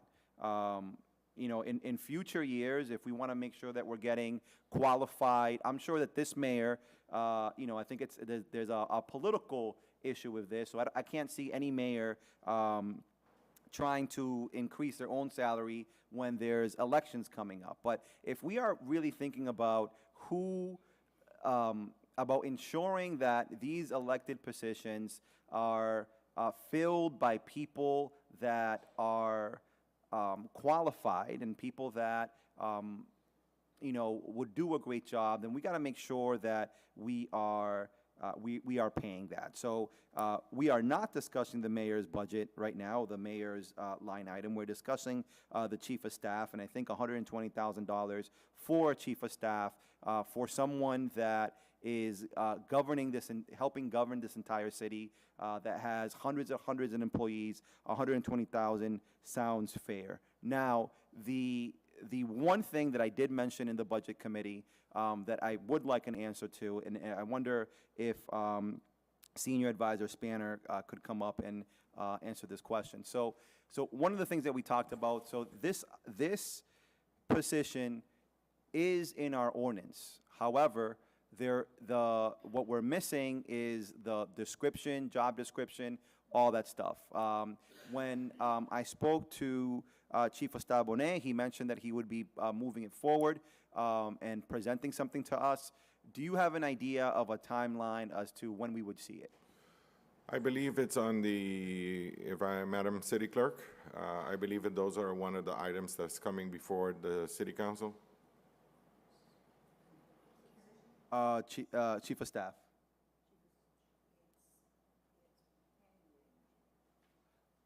It has come before the council, but it hasn't gone forward for a public hearing. Okay. So it's already before us. Right. Okay, great, because that was, one of my Concerns. biggest, concerns, just to make sure that we, the council, has an opportunity to go through and ensure that. But I think regardless of what the requirements that we end up, doing, I just can't see a position of this nature, just the size of the city being anywhere less than what is being presented today. And the mayor agrees with that as well.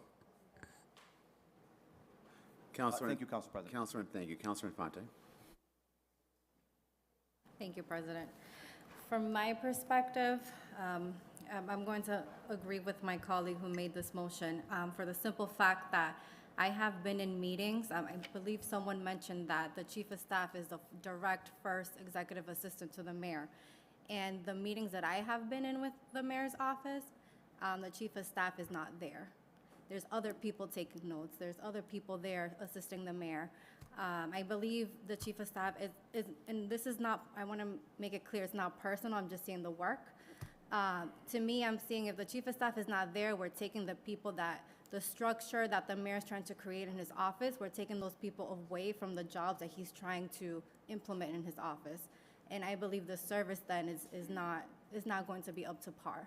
And that is why I'm in favor of making this cut. Seeing no further discussion on this matter, clerk, please call the roll. Councilor Levy. Councilor Levy? Absent. Councilor De La Cruz? This is to cut, right? This is the council. Yes. This is to cut 44,712 out of the, Yes.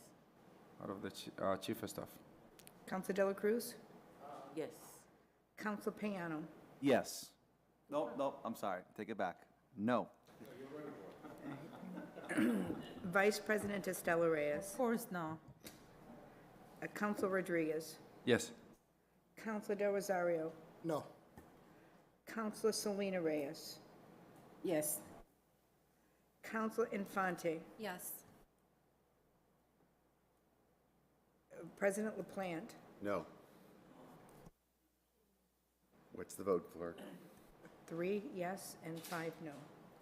Motion fails. Mr. Rodriguez, any more? Send line item personal services out of the mayor's budget. $10,000 for $10,000 cut on the administrative aid special project. This position is being added. I would like to make that as a form of a motion. The motion to cut $10,000 out of the $10,000 administrator from the mayor's special project. budget. Is there a second? Personal services? Hearing Second. second has been heard. Motion has been made and properly second. Discussion? Discussion. Councilor Rodriguez and Councilor Payano. A little bit of thought behind this $10,000 cut. Currently, the position is being proposed as a new position, and is the salary for that position, administrative aid for special projects, is $75,000. The cut will affect the total amount for that position, and it's going to stay, if the cut is successful, it will be the total amount of salary of $65,000.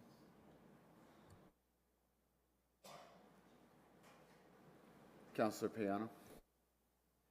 Thank you, Council President. I think it's important for me to restate what I mentioned a lot earlier. What we're talking about with these positions, what the mayor has presented as far as the description, what his administration has presented as far as the description of what these individuals will be doing, it is not a position of $65,000 position. It's a position that I would think that would be between 70 and 75,000. On top of all the responsibilities of this position, they will continue to be doing some of the constituent service work that they were doing in the past.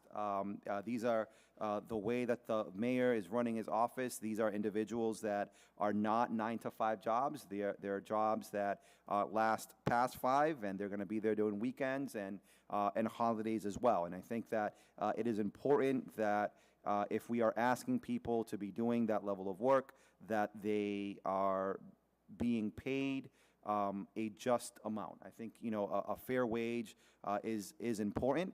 And I think that in particular with all these 4 new positions, I think all of that, you know, the same argument would apply to those. Thank you, Council President. It's a motion, I second it. The motion has been made and has been properly seconded for the cut. Any further else? Anybody else wish to speak on this matter? And again, this is a cut for $10,000. $10,000 out of the mayor's office, personal services. If seeing no further discussion, clerk, please call the roll. Counselor Infante. No. Counselor Selena Reyes. No. Counselor Del Rosario. No. Counselor Rodriguez. Yes. Vice President Estela Reyes. No. Counselor Peñano. No. Counselor De La Cruz. Present. Counselor Levy. Absent. President LaPlante. No. Motion fails. Councilor Rodriguez. Yes, the next one will be same section, personal services, and this is a $10,000 cut for the executive assistant to the mayor. Motion has been made. Is there a second? Hearing no. Second. The chair hears the second. Discussion?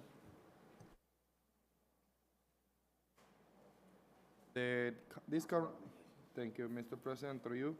This position has been added to the budget as a new position, and the salary for this position is $75,000. Currently, if this cut is successful, the salary will be $65,000, about $30 an hour. Any further discussion on this matter? Seeing none, clerk, please call the roll. Counselor Levy. Absent. Counselor De La Cruz. Yes. Counselor Peñano. No. Vice President Estela. No. Counselor Rodriguez. Yes. Counselor Rio. No. Counselor Selena Reyes. No. Counselor Infante. No. President LaPlante. No. The motion fails. Councilor Rodriguez? Yes. This cut that I would like to offer is a little different. It's on the SEND section.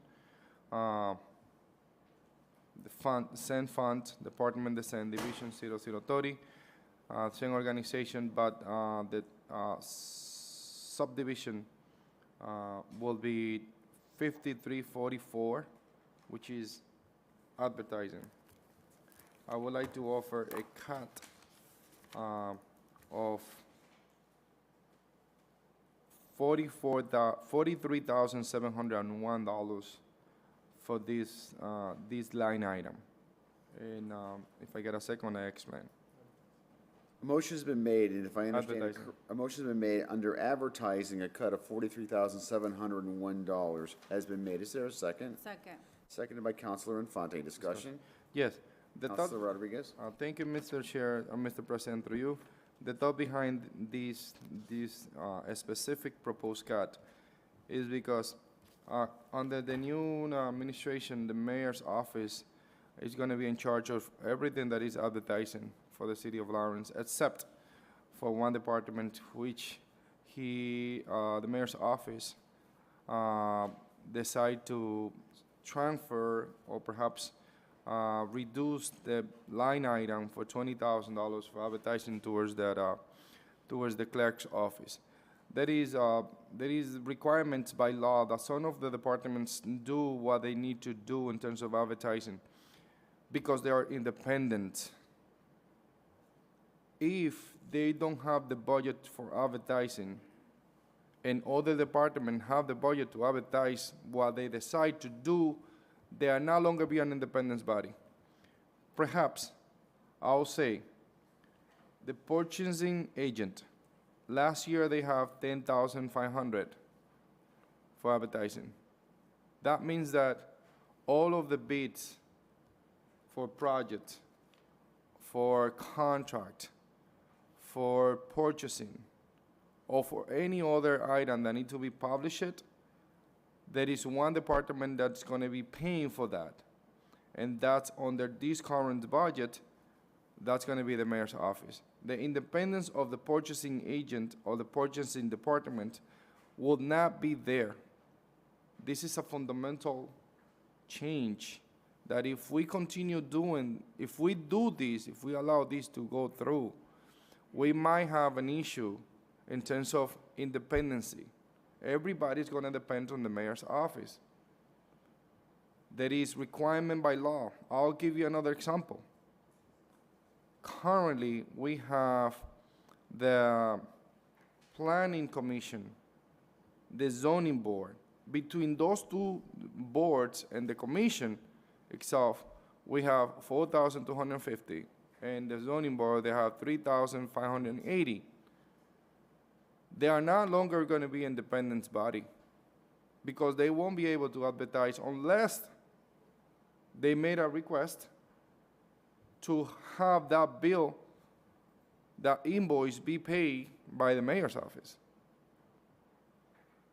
I don't want to be rough to the entire administration because I believe that Mayor De Peña have the right intention, but this is not something that we as a city should do. We should respect the organizations. Those organizations, the planning board, the zoning board, the purchasing department, the treasurer department, the portional department, they won't be able to advocate by itself unless they ask the mayor to pay for those invoices. If the mayor say no, guess what? They're not going to be able to advocate, to advertise what they should. As a matter of fact, when it comes to advertising on the personal department, last year, they have $1,871. I think that they should have more if we want to have qualified people. But they have to have more. Now the mayor's office on the advertising section. We have the DPW that also have a cut of $1,500 on advertising. Every department now, except for the city clerk, is going to have to depend on the mayors to pay for those invoices. And I probably understand the thought behind having a centralized office to do this. But we also need to look at what is required by law. And this could be a complicated thing. Let's keep it the way it is. That's why I'm proposing a cut of $43,701 from the mayor's office, allowing him or allowing the office to think through and propose under the old structure, have those funds distribute to the other departments as it was before. I don't want to think this is micromanagement, but we got to be trustful of our different departments. If every department needs to be asking the mayor to pay for a specific thing, that may be professional up there that they don't want to go through that. And that's not cool for the city. That's not right. We need to advocate to bring professional people to come to work for the city of Lawrence and having those independent departments that might be able to do the right thing if they're being allowed to. I think that's something that is essential and fundamental when it comes to independency and then when it comes to requirements that the Massachusetts laws ask every citizen town. I think this is essential, and that's why I would like to offer that cut of $43,701 and allow the mayor to rethink and redistribute those funds on their how it was before. Councilor Infante? Thank you, President. I just have a quick comment, and this is, and I'm not going to wear like my city councilor hat for this. I'm going to speak from my marketing experience. Most of my career has been in marketing, and I 100% understand how frustrating it is when you have to, when you need access to the marketing budget, advertising budget, whatever it is, and you have to go through the big boss and you don't have flexibility towards that. So I just want to say I agree with what you're saying because I've lived it. I know how frustrating that is, and I do understand that the mayor is trying to improve or help financially, but given my experience, it can delay the work, any advertisement or anything that needs to be done, and that is why I agree with my colleague. First, and then I'm just be Councilor Payano. Mr. Spanner? Councilors, we respectfully disagree with you. We are, and I think you have attest to the work that this mayor has been done in not even 7 months now. We have, due to the fact that the mayor has been communicating, and this is totally different in addition to the work of all departments, we had to make sure that our department heads understood the vision of the mayor. We have one mayor, we have one administrator. The mayor decides.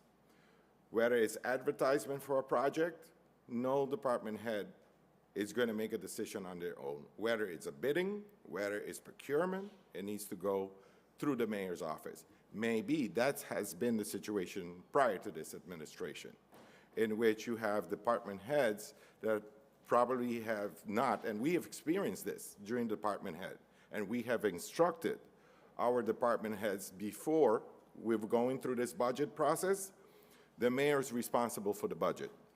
Once you approve it, the mayor needs to know every decision that all department heads is going to make, because the mayor is accountable to the public, and just like we're going through this process, the mayor has accountability before the city council.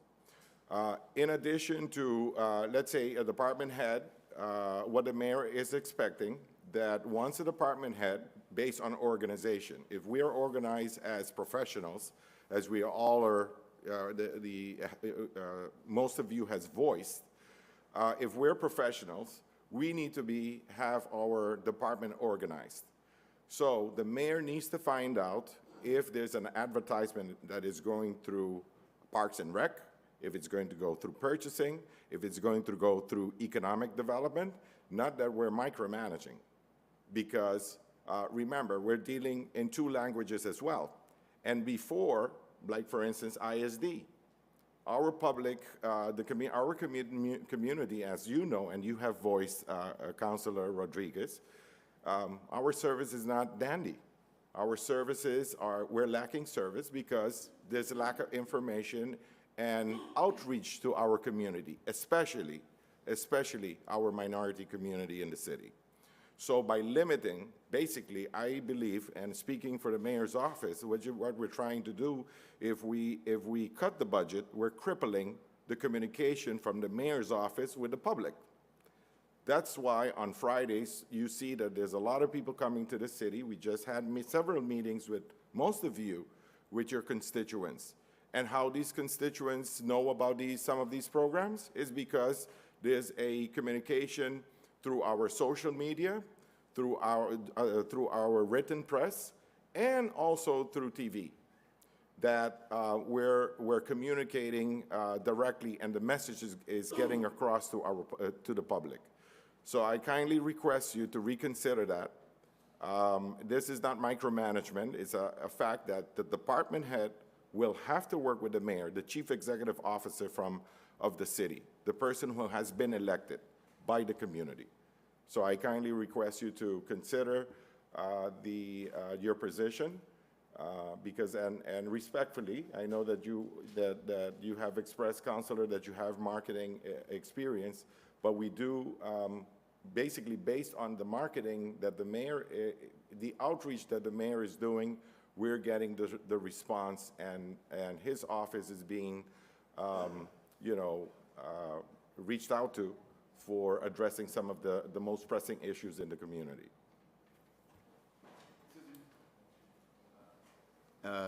Mayor, please. Yes. Councilor Rodriguez, I think you have a wrong idea about my plans. Everybody knows in this room for many years when the city made advertisements received only a friends for a couple of people in the government. The plan is when any department make advertisements to the community, people provide the message, send it to my office, and I have a professional person for make flyer, make everything. And I made meeting a couple of weeks ago to every media in the restaurant. I don't say the name because it's not the case. And I promise, when any departments in the city of Lawrence provide advertising or any communication to the city or to the resident, everybody, any newspaper, any program radio, receive advertising. That's the idea. Because in the past, I listened to many departments send a communication for only one program and spend the full budget for one program. Now, I need change. I need, when one department send any advertising from the community, send any program, not only one, not only two, because it's my favorite. That's the reason I put the budget for advertising in my department, because now it's the first time the city mayor have one professional person in the communication, and he got equipment for make any flyer, advertising, and everything, But that's more job for my office, But I want you to understand clear, it's not macromanagement.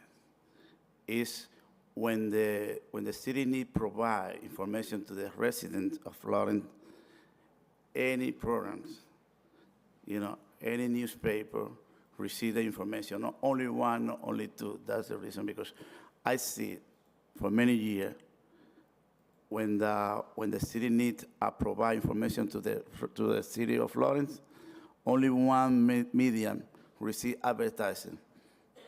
But people in the community listen radio, I see magazine, newspaper, TV, not only one program. That's the reason. It's not macromanagement. It's facility to any department.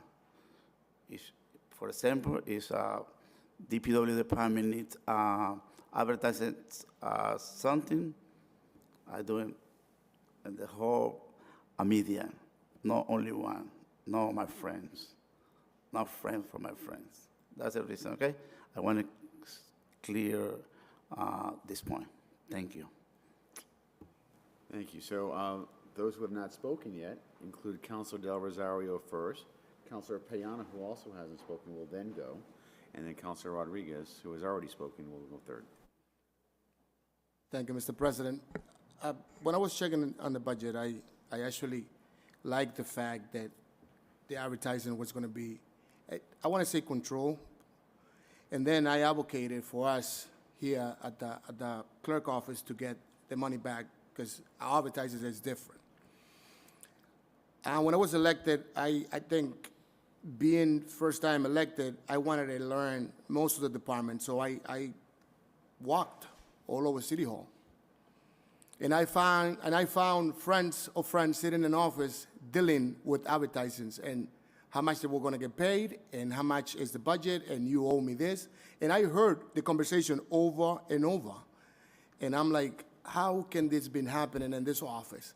I left the next day that I came in, there was another person in the same office with a bunch of bills trying to hustle the money. So when I saw this coming up, I said, well, great. I mean, we need control. I mean, we cannot, again, as the mayor says, we cannot be giving the advertising of the whole city just to one station that might don't reach to everybody. AM stations that nobody listened to, we're getting most of the advertisement here. So the advice wasn't getting to the community. So I'm glad that this is taking place. Honestly, I mean, we can take it as a trial period for a year and see how we can outreach our people. Our message and our advertise wasn't getting out there. The radio stations, there was advertisements, our programs and everything that we were doing here, it's not a radio station that people listen to. And we were giving the money to those friends. So, I'm in forward to this move. Councilor Payano? Thank you, Council President. Is Mr. Spanner still here? No? Okay. What I would state is this. I think that, I've worked for all sorts of different organizations, companies in the past.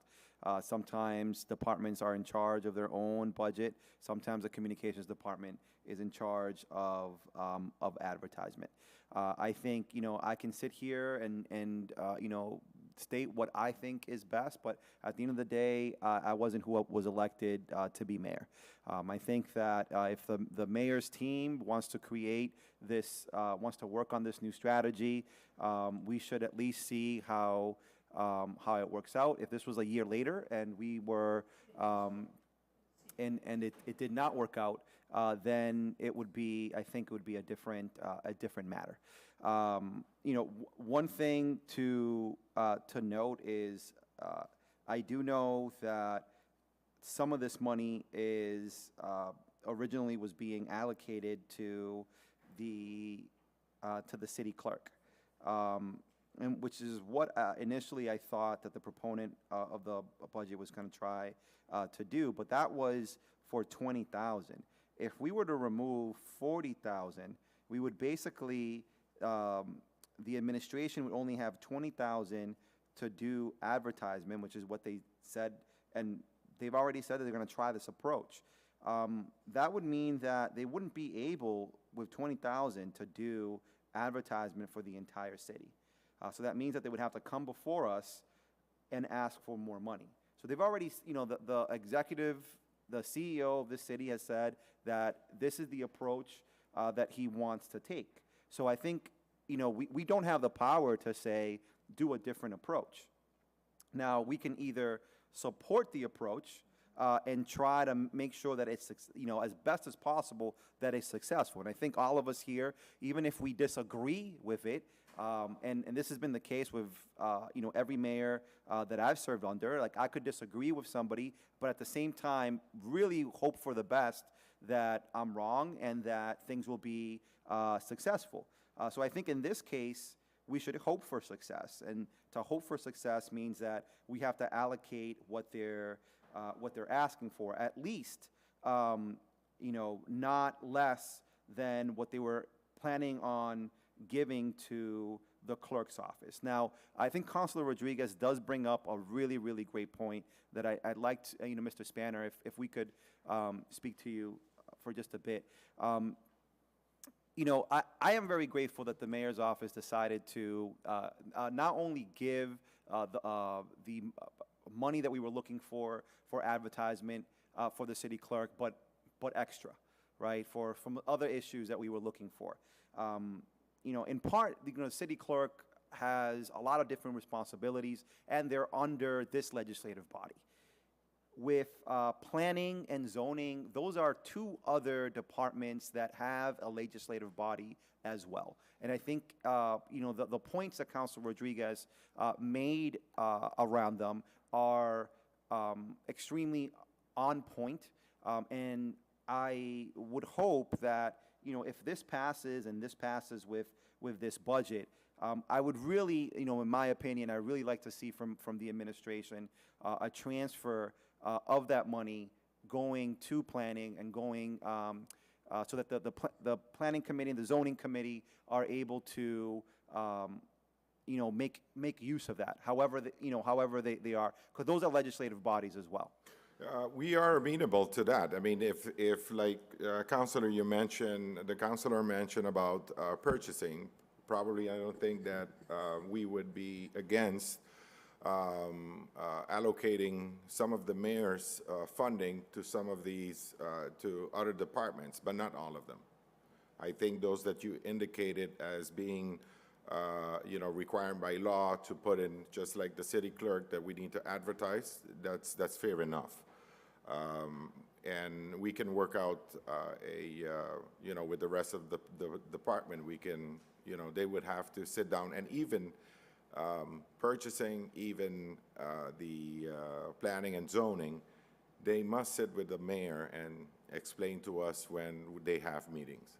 So Mr. Spano, so I'm not talking about purchasing, just planning and zoning. Yes. So can you make a commitment that you're going to work on transferring the funds from planning and from zoning, which is, you know, we're talking about $7,000, $7,000 out of a $63,000 budget is not, I think that the mayor would be able to accomplish what he's looking for, and at the same time, it would allow these legislative bodies to do the work without potentially, you know, the public seeing that there's like some type of interference. So I'm wondering if it's possible that your administration can make a commitment. Of course. Okay. Yes. All right, thank you.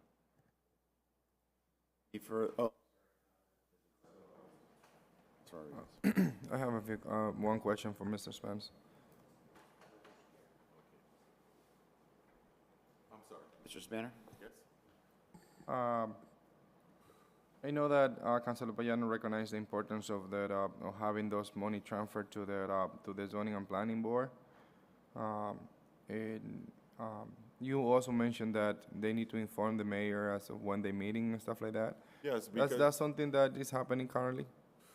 Yes, when we meet with our land use planner who's functioning as the planning director, we have constant communication as to what type of projects we have in the city, what are the challenges to anticipate. It's just like projecting. And also when some of these projects are coming before the planning council. As a matter of fact, now we started a new procedure that we're meeting with all of these developers that have projects within the city, and for us to forecast and prepare a timeline. So when we meet with you, for instance, the city council, we can sit down with you and tell you, listen, these are the projects that we anticipate happening within the fiscal year 2022, 2023, if it's going to be completed, when it's going to start, when it's going to end, and when it's going to go basically be set in motion, which is through the planning and zoning boards. So essentially, the reason why I was talking about the planning and the zoning board is because, like, I'm going to repeat myself again, their independence from the administration and from the city council. A lot of time we actually have zoning change that they have to actually look into it, vote, and send us a recommendation before we actually take a vote. That's something that is by statutes. And that's basically essentially why it is important for them to stay like that they don't depend necessarily on the mayor's office, because it could be that one of those projects is not convenient to the mayor. He doesn't like it. he have one power, the power of the veto, that he can use that. Yes, we are aware. But now he gonna have more than that. If he decide not to publish the public hearings to make those changes, or to actually have the desire of those two boards, that's not gonna go through. Yeah. And that's basically what I'm concerned. I understand the reason behind why the centralized mode of having all the money. And it's a good intention, but at the end of the day, we have independent bodies there that we need to keep it like that. That's per charter. They have to be completely independent from all of us, including the council. Sometimes we don't like when they approve projects in a specific section of the city, but I mean, it is what it is. I mean, that's the reality of the city. Another thing that I was wanted to follow up.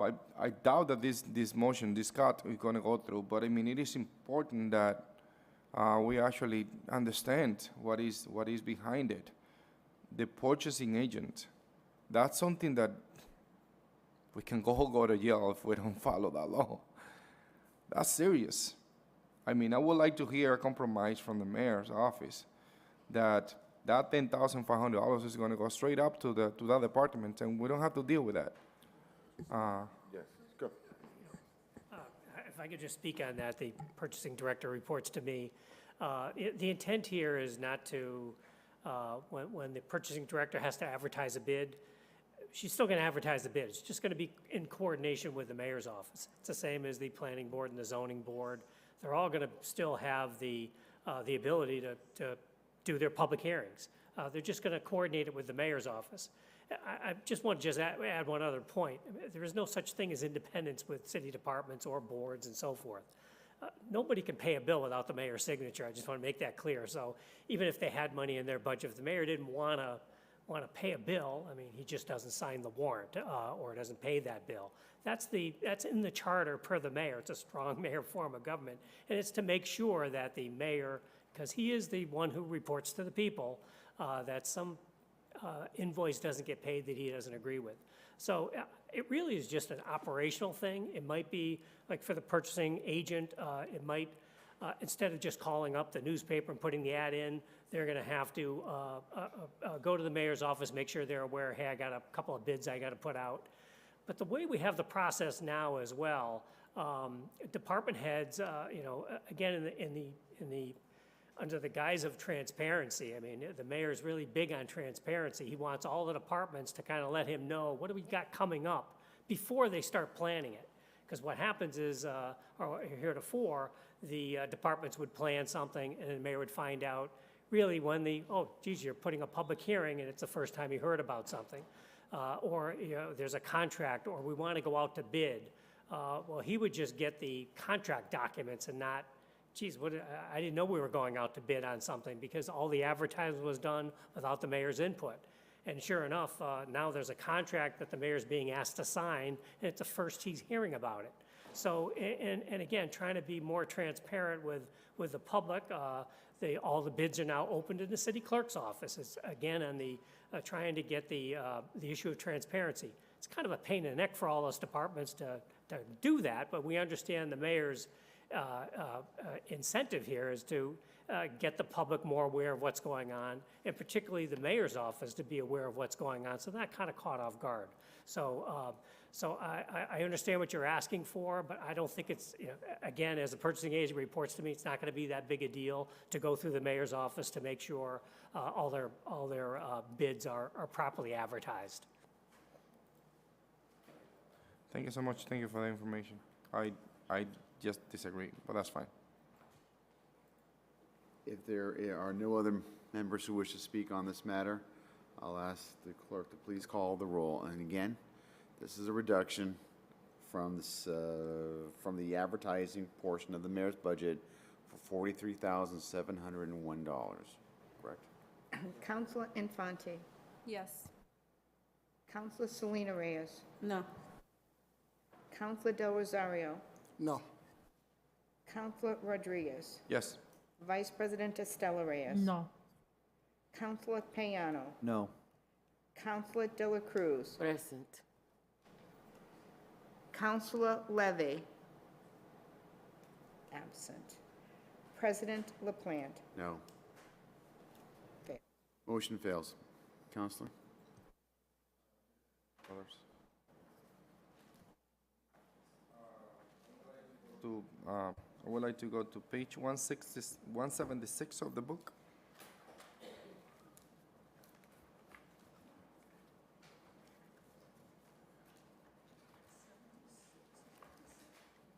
Counselor, why don't we do this? This is, I believe, this is one of Two the more. enterprise funds. Are we holding a special vote on this, on the water and sewer, Mr. Chairman? Yes, Council President, so that would be, Yeah, I agree. I was not the same fund. Why don't we go to a non-enterprise fund? Yep.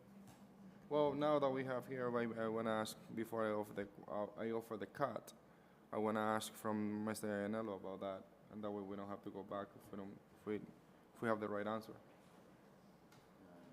You could. I was going to hope to go through the main part of the budget first, and then we can go through the various enterprise funds. But on these, Go ahead, Counselor. thank you so much. On this item, Mr. Iannello, we have item subject 5384, which is the medical bills. Are you on page 176, Counselor? Yes, correct. Okay, yep. Medical bills, yep, in the middle of the Let page. me just do one thing, Counselor. I'm sorry. This, before you can even speak, we need to have a motion on the floor, and I'm trying to get through the main part, and I Because we promise. have the first motion, which is to approve the budget. It's under that motion. This motion, I believe, is under the general fund. This is not, am I right? This is not the general fund. This is a special. So let's stick to the general fund first, and I will promise I'll get to you. Are there any other general fund? Okay, page what, Mr. Counselor? Page 157.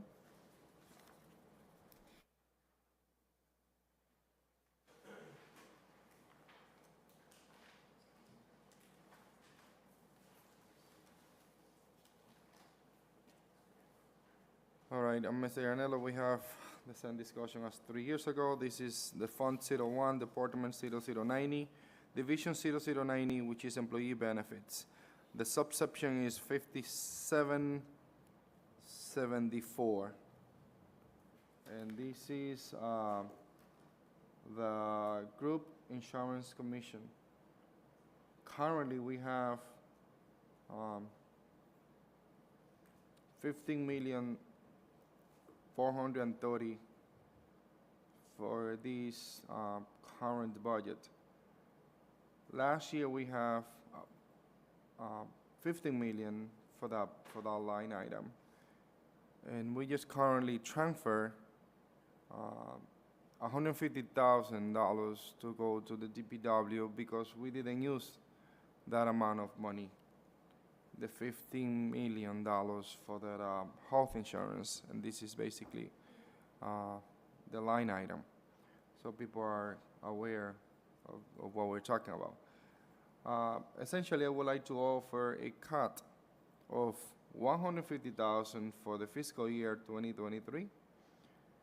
That will be the total amount for this budget will be very conservative, and the total amount will be 15,270,000, I believe.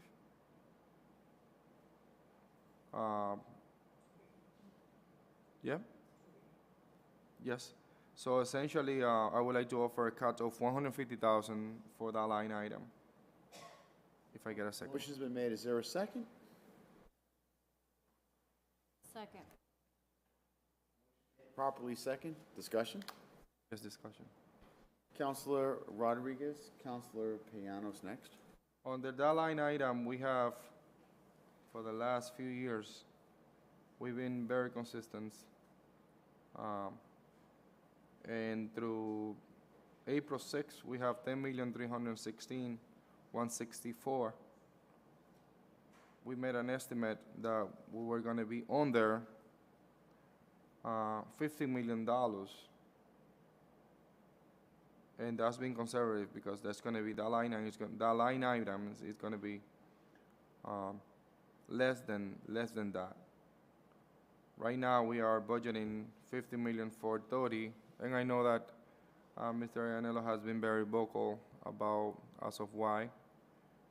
I also been vocal as of we are over budgeting.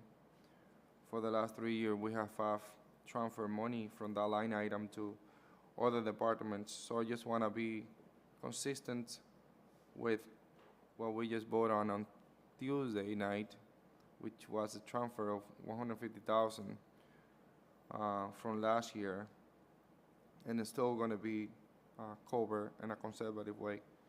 So that's why I'm offering a cut of not more than 150 for this budget. Thank you. Councilor Payano? Thank you, Council President. Just to be clear, Councilor Rodriguez, you said 150,000. So I have a question for Mr. Ianello. Mr. Ianello, can you let us know what the actual is this year as of whatever recent date you have? Yeah, I just ran it today, and my projection for completing this year will be approximately $14.8 million. So we budgeted 15 million, so we'll have approximately 200,000. But we projected, again, this 15,430,000 was projected based on our estimate of 14.8 million plus and adding about 4.75%. So that's how we came up with the 15,430,000. I think a cut of 150,000 will still be adequate. It's just probably going to be only a 3% increase for that amount. So depending on again, this is an estimate. Depending on the GIC rates, they do go up every year. We already have the rate increases for the following year, which we've reflected in this number. And that's our best guess is 15,430,000. But if a cut of 150,000 is sustained by the city councilors, that would give us 15,280,000. You know, that's pretty close. We'll probably be okay. Thank you, Mr. Ianello. So it's a question for Councilor Rodriguez. So Councilor Rodriguez, I think you and I have argued this in the past. What I would say is that so far in these estimates, they've been a whole lot closer than they've been in, at least since I've been in the city council. Because I know for the last like 4 or 5 years, we've been touching on this issue. I am willing to support your motion, but I'm wondering, would you be able, so it looks like they're 200,000 away from their last estimate, so it's likely that, I mean, maybe not likely, there's only two weeks left, but, you know, potentially they might be 200,000 away next time. Would you consider lowering your amount to 125 or even 100,000? Director Ianello just saying, because I mean, we're not budgeting the same amount as last year. We're budgeting 430 more, and we're going to be under 15 for this year. So the total amount extra will be almost 750,000 compared to last year and the actual expenditure. So I just reducing it by 150, which if we look at the total amount, 750 minus 150 is almost 600,000 difference between what happened this current year than compared to the fiscal year 2023. So it's not a significant amount that we're reducing. Through you, Council President. Council. Yeah, sure. I'm just trying to figure out what the answer was to your question. Was that a yes or a no? Yes for an amendment. I think that Is that a no? I think that the Councilor Rodriguez is thinking it through, and he's just giving me his thought process, and I kind of so Councilor Rodriguez, so I think that the point would be is that the next year's estimate, they're doing different calculations, so it is possible. I think that when you're looking at the cut, we have to be basing it on what their calculation is for next year. Yes, I lowered it to 125. Okay, all right, thank you, Council. So the amendment changed to a reduction of $125,000. Any further discussion on this matter? Seeing none, clerk, please call the roll. Counselor Levy. Absent. Counselor De La Cruz. Absent. Counselor Payano. Yes. Vice President Estela Reyes. No. Counselor Rodriguez. Yes. Counselor Del Rosario. Yes. Counselor Selena Reyes. Yes. Counselor Infante. Yes. President LaPlante. No. Motion carries.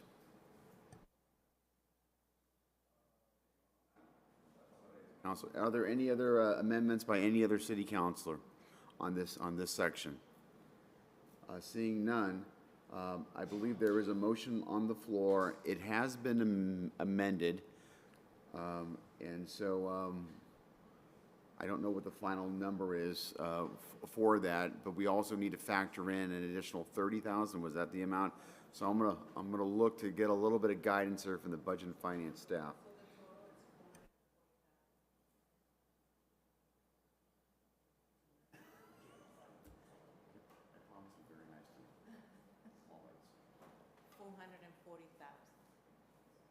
There's a reduction of $440,000 that's been approved. Is that correct? So now we need to figure out when the motion is going to be made here. The CAPO said we needed to factor in a different amount, and so this is where I am looking for some help. I believe there's a $30,000 difference of some sort in addition. Would it be helpful if we have a 2-minute recess? Maybe someone can grab a cup of coffee. Motion to recess has been made, it's been seconded. Clerk, please call the roll.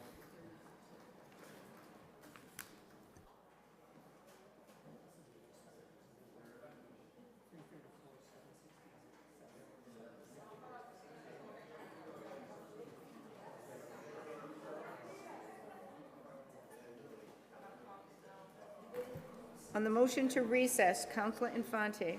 Yes. Counselor Selena Reyes. Yes. Counselor Del Rosario. Yes. Counselor Rodriguez. Yes. Vice President Estela Reyes.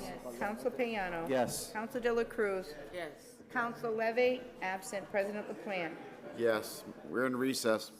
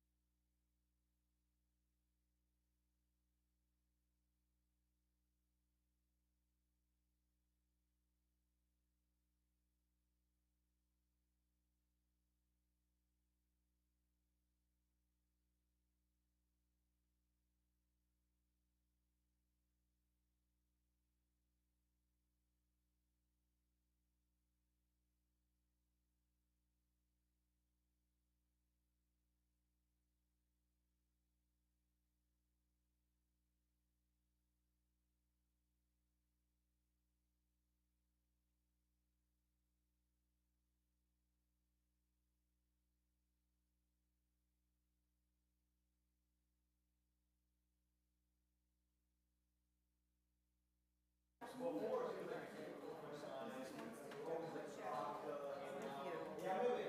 here's the original order. Yep, so, So this is the original order that went down to the council. 4860. Right, and then we submitted, with the, in accordance with the instructions, we 48,000. added 48,000. So Right. that's this number here. So that's this plus the 48,000 gives you 334, 768, 777. Right, but then. And now we just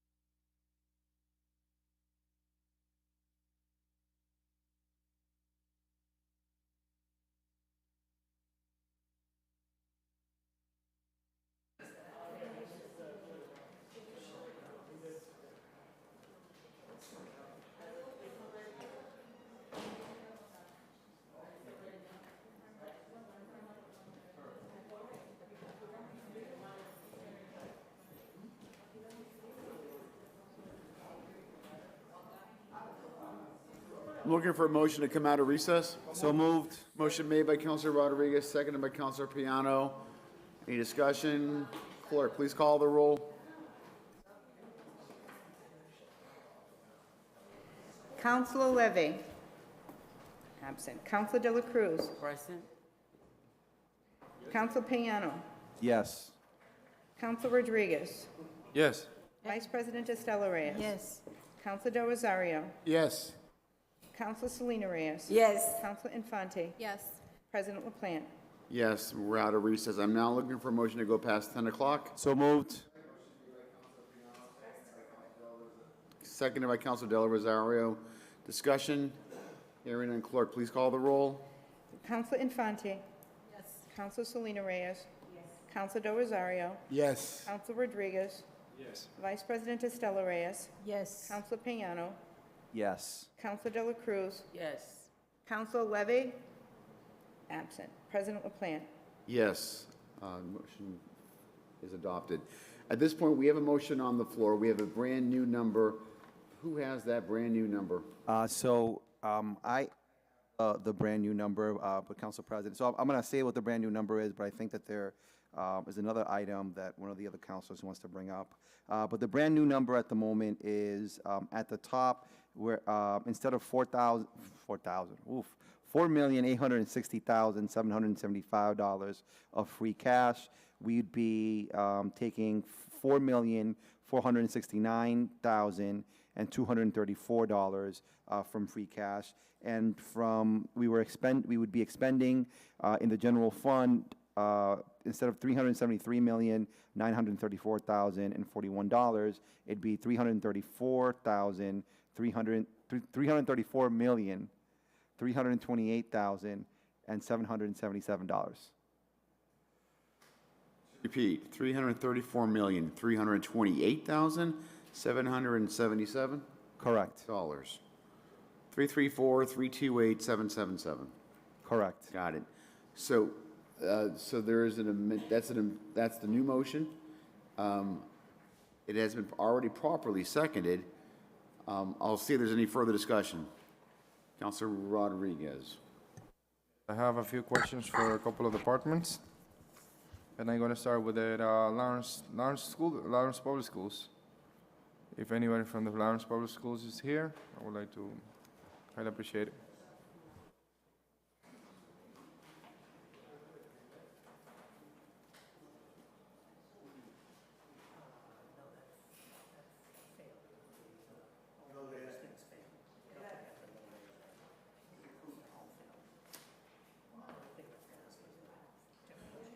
Anything else, Councilor Rodriguez?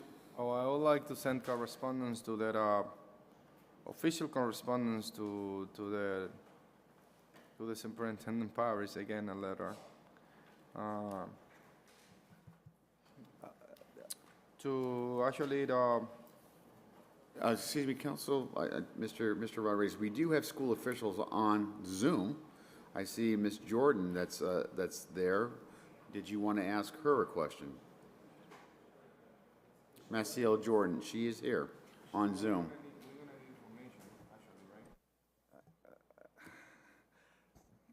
Yes, I mean, that's the only option we have.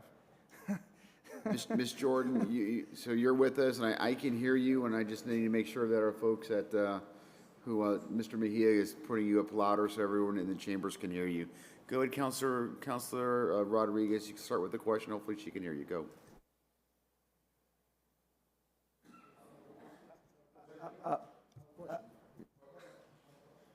Councilor Del Rosario. Thank you, Mr. President. I will start with just a regular question. Once again, why did we receive the ESSER grant funds report 24 hours before we started the meeting? And also, those numbers doesn't have dates when the money was spent and none of that. Why is that? And once again, why did we receive that report so late? I mean, we're used to it, but why did we receive it so late again? So the reason you didn't receive the report until yesterday is because the superintendent submitted information. By the time she received it back, that the information she submitted was not satisfactory, was last Friday. And the team had taken time off on Friday, so therefore they worked on it. As first thing is they got back on Tuesday. And so you got it on Wednesday after it was reviewed by myself, because I and the superintendent were not able to review it until the following morning. We had someone working on this for the entire day in order for you to get the information that you do have. I mean, again, once again, through you, Mr. President, I do understand you worked one day on that report when we asked you 2 weeks ago, basically, and that's okay. Also, that report came in with basically just numbers in it. We don't have dates on the information. It was just numbers thrown in there without dates when they spend the money. None of that. Wondering also why. I'm assuming due to the lack of time that you guys have, but can you explain why? No dates on the expenditures of the money, none of that. In what it took a day to gather. Would you please If we repeat would that? have had- If we would have had additional time, we would have been able to add additional information.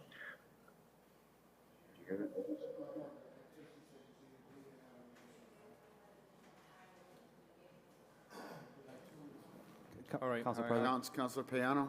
Knowing you. Councilor Rodriguez? So I wanted to get a consensus of what we're looking for. Essentially, we need expenditures, dates, clear information that look transparent to us. And also, we would like to know what is the plan for the future in terms of spending the ESSER funds 2 and 3. I'm assuming that all of the SS funds, one, is almost gone if it's not everything. So, okay, we have the superintendent here. Perfect. So, Ms. Jordan, I'm sorry to interrupt, but I do see that the superintendent is here. Superintendent Paris, there are some school department questions. We appreciate your presence. Councilor Rodriguez has the floor. Thank you, Superintendent Paris, for being here tonight. I can see that you're here at 7, it's 10 o'clock already. But this body is clear in terms of getting information for the ESSER 1, 2, and 3.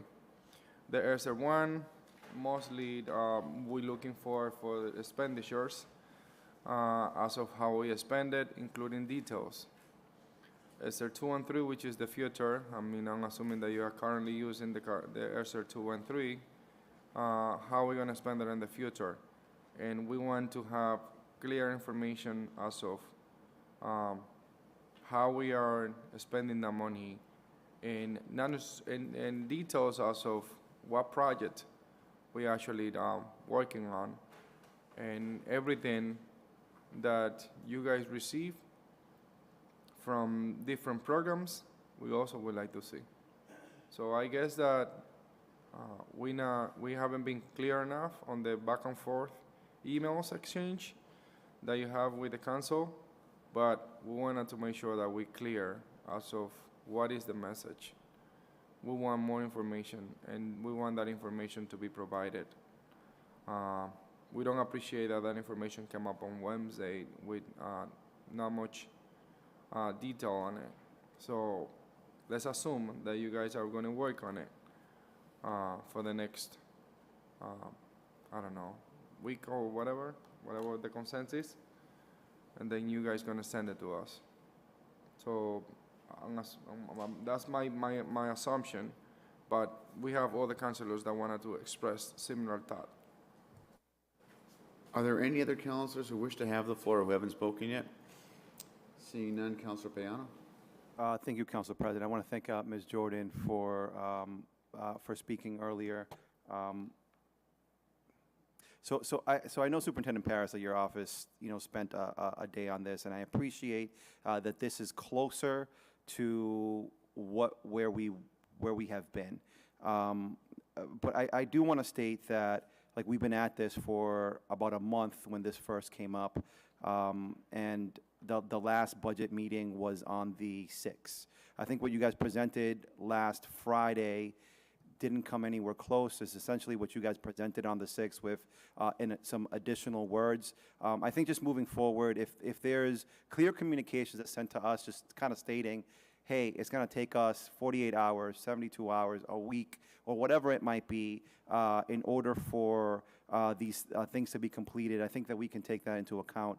I will say that I was really hoping, on June 6th, and perhaps it was my mistake. I know that on June 6th, what I stated, that there didn't need to be a rush on it, but that we were expecting to get the information before the next budget meeting, which was last Wednesday, which would have given us an entire week to, even if this was last Wednesday, we would have been in a good space to just ask for that additional information to be ready for today, because I will be voting in favor of this budget, but I am uncomfortable voting for this budget without having a clear understanding on how LPS is spending that $80 million, because that's a really huge chunk of change. And I would like a commitment from your office. I think that through email, we've been very clear on what's expected, but I think if there are questions with whoever is working on it, I think all of you have our personal numbers. So if whoever is organizing it has questions that they want to make sure that the members of the budget committee, that the information that they're looking for, I would ask, if you could please call us or send us an email so we can make sure that the next time the budget committee does meet, which is next Wednesday, we'll be able to discuss.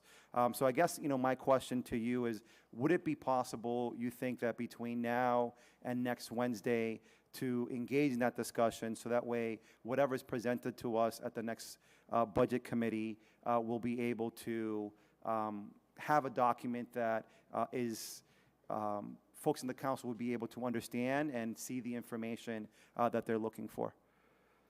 So I appreciate the clarification. I just want to be very clear this evening. Your request tonight and previously was to get a detailed description, including invoice numbers, in addition to,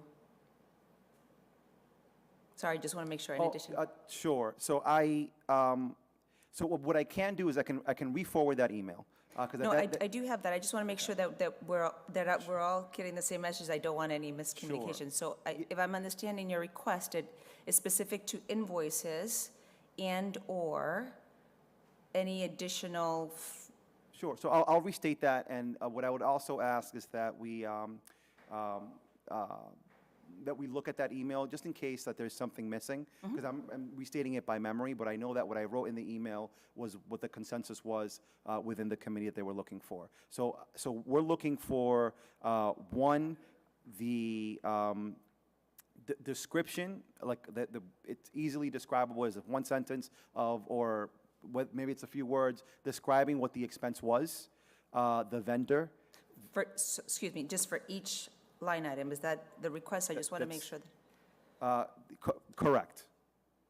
Yeah. So there are. Well, I won't get into this because it's hard for me to understand exactly where we're at. But yeah. So we're looking for the expenses, description of the expenses, vendor, amount, date. And if I think. So I think we're all probably a little frustrated, right? Because we've been going back and forth. But I think if your team, again, I think that if anybody in any department ever says, we need more time to figure something out, and they say this is the time they need, I think all of us can understand that, and we can set up a meeting to discuss. I think what's been going on is that we go to these meetings expecting that something will be given at a certain time, and then it is not given. I think all of us see folks in your office as individuals that are very, very smart individuals, and we think that what we're asking, doesn't necessarily take 3-4 weeks to do. So if your office, so there's a meeting next Wednesday. Do you think that your office would be able to provide that by next Wednesday? If not, then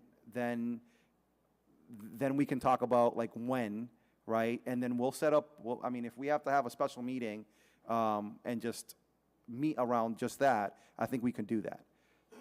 Sure, and I agree with you. I think there was a misunderstanding in terms of the timeline. So I hope that you accept that I misunderstood when we were here last time in terms of the timeline. With respect to the request, I have to check in with my team, of course.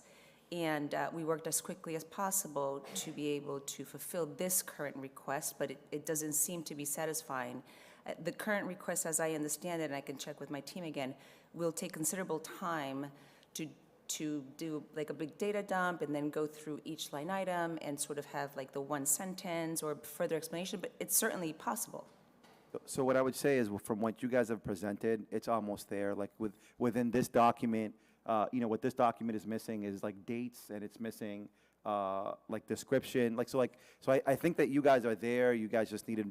It sounds like you guys needed more time. But I think on our end, we feel like, we've been at this since May 25th. So, but that's enough. And I think that I'm hoping that moving forward, communications between both your department and our offices are stronger, and that if something is missing or something is lost, that a call is made, whether it's to myself or the other counselors, to make sure that these types of miscommunications don't occur. Thank you, Council President. Thank you, Councilor Dela Cruz. Thank you, Council President. I have a question, Ms. Parrish. through all the presentation that you made, you have a budget for utilities and maintenance. Can you describe what is utilities that you do and maintenance? Sure, so heat, water, electricity, in terms of the utilities, and maintenance is the overall maintenance of our facilities. Okay. Are you working on a plan to lower those prices of utilities? Because we're talking about renewable energy, and we're talking about Mass Save that is providing a lot of programs. And on weekends, when you pass by any of your schools, the lights are on, all of them, all the schools. Then is there a way to lower that amount by participating with those kind of renewable energy that are being available through Mass Save? We'd be happy to collaborate, yes, if there's programs that we qualify for, absolutely. Yeah, because I see schools spending $20,000, $150,000. I think it's too much money for electricity. But just by making those changes, it will lower the amount of money that the payers, will have to pay. One of those schools is $132,000 that you spend on energy that could be changed. That's something that can be done in an easy way, thinking about saving electricity, that when the kids get into the room, the light turns on and off. My other question is, what are you doing to bring trader program to the Lawrence Public Schools? For example, we understand that we already have a vocational school. That vocational school is getting so little, $3-something million, while the Lawrence Public School is getting a lot of $1 million.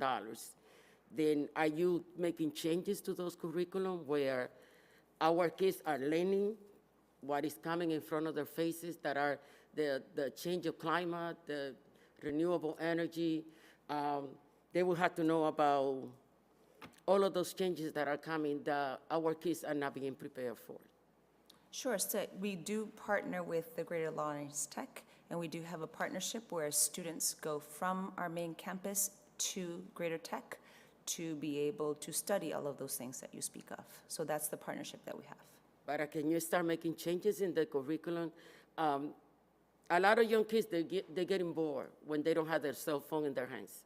Then implementing new curriculums, I believe the Chapter 70 is part of that, implementing new curriculums and using that money as higher as you can, because a lot of kids they don't want to go to school. Yeah, you're right. We are implementing project-based learning at the high school, so that's one of the changes that you can look forward to. Thank you. Any other councilors who wish to speak on this matter? Councilor Infante. I don't know, when you mean this, we're still talking just LPS in general, right? No, I don't have anything to say about ESSER or anything like that. I believe right now we're just talking about LPS. Thank you, Council President. I have a question regarding the Adult Learning Center. I believe, I forget who it was someone mentioned earlier that you and the mayor had a discussion about this program. So my question is, was the $1.3 million returned to your budget, or is that still not in the budget, and you guys still having conversations over it? I will defer to my colleague about that, but I'm not aware that it has been reinstated. It's not in the budget. Thank you. But I think in all fairness, I do believe that the mayor said, I think it was the mayor earlier this evening, said that there was going to be a reimbursement, and we would anticipate a supplemental budget that will have the money to be able to fund. I think that was mentioned earlier this evening. Thank you. That's what I was trying to get clarification on. Thank you. Any other questions by members of the committee, or the council, excuse me? Seeing none, there is a motion on the floor with an... This is, you mean you're gonna call the questions on the budget? I'm about to call the question on the budget. I still have other questions for the department. Councilor Rodriguez. Is Superintendent Paris, can she return back to her seat? I have one more question for her Okay. and the mayor's office to clear that the air on the senior center, on the adult learning center. So far, right now, we have no confirmation from the mayor's office on a memo by writing that we have $1.3 million available for the adult learning center. That's what you're saying? That is correct. Okay. So I have a question to the mayor's office. What is the plan behind the funding for the adult learning center? Well, we did have a conversation in regards to this with the superintendent. We also discussed this with our CAFO. And yes, it's not put in place in writing, but the discussions were that were approximately $370,000+ that will be allocated from the school department that will be coming before you, as well as $1 million, the difference, the gap financing will come through from free cash, correct? That's the mayor's. Yeah, that's the mayor's discussion. That's the intent of the mayor, but it's nothing confirmed. No, this hasn't been. It would be we would have to file a supplemental budget tonight. It's not included in your paperwork, but we would have to come back down to the council and pass a supplemental budget, and we'd have to identify the revenue sources to fund whatever amount the mayor wants to put in for the Adult Learning Center. So now that you're there, I wanted to ask you what it will take, what is the process that it might take to actually add it to this budget? I mean, it will take a memo from the mayor's office, a signature, a documentation, what it will take? Basically, we would ask the council to pass a supplemental budget. No. We would come down with a supplemental budget. No, my question is not around the supplemental budget. My question is around what is the process around adding that $1 million or whatever the amount is to this budget? Is it a memo that the mayor need to send to the CAFO? The CAFO need to analyze it? What will be the difference? I'll just explain it again. Tonight we have a budget. We're going to vote on it tonight.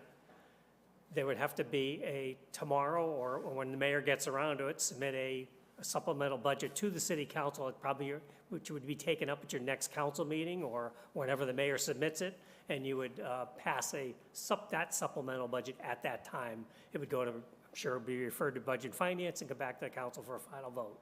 So it would take a few meetings. But we have other allocations on this budget, like perhaps we have the allocations going to the city clerk that we did it on this budget. Yeah, so we provided you a memo last week for the additional $48,000. Yeah, why we didn't do the same thing with $1 million for the adult learning center? The mayor's wasn't prepared to fund the Adult Learning Center at that point, so. No, I think I'm just hearing about it tonight, so. I mean. We'll have to figure out how to finance it and get the money to the. Yeah, in response to that, Councilor, it was a decision, it was a conversation that was, that we had yesterday with the mayor and staff in regards to the funding of the Adult Learning Center yesterday. So if the decision was made yesterday, we wouldn't have time to actually add it to this budget today? Well, no. By an allocation? The mayor wanted to wait. So we got distracted with other stuff that was pressing yesterday as well. Okay. So let me ask you, Superintendent Paris. It was just mentioned that 370-something thousand is going to come from your budget. Is that something that is agreeable with the department, with the school department? Sure, so that is a reimbursement, a Medicaid reimbursement that we have an MOU with the city. Our students receive services, and each time our students receive services, there's a reimbursement through Medicaid, and then that's captured and then sent over to the city side. This year in particular, that reimbursement is much higher in yielding the excess of $337,000. Okay, so that was my second question. It's not gonna be Chapter 70 money? It is not Chapter 70. Okay, gotcha. So for the adult learning center, we're gonna have to deal with a supplemental budget of that reimbursement and that almost $1 million from them, for new allocation.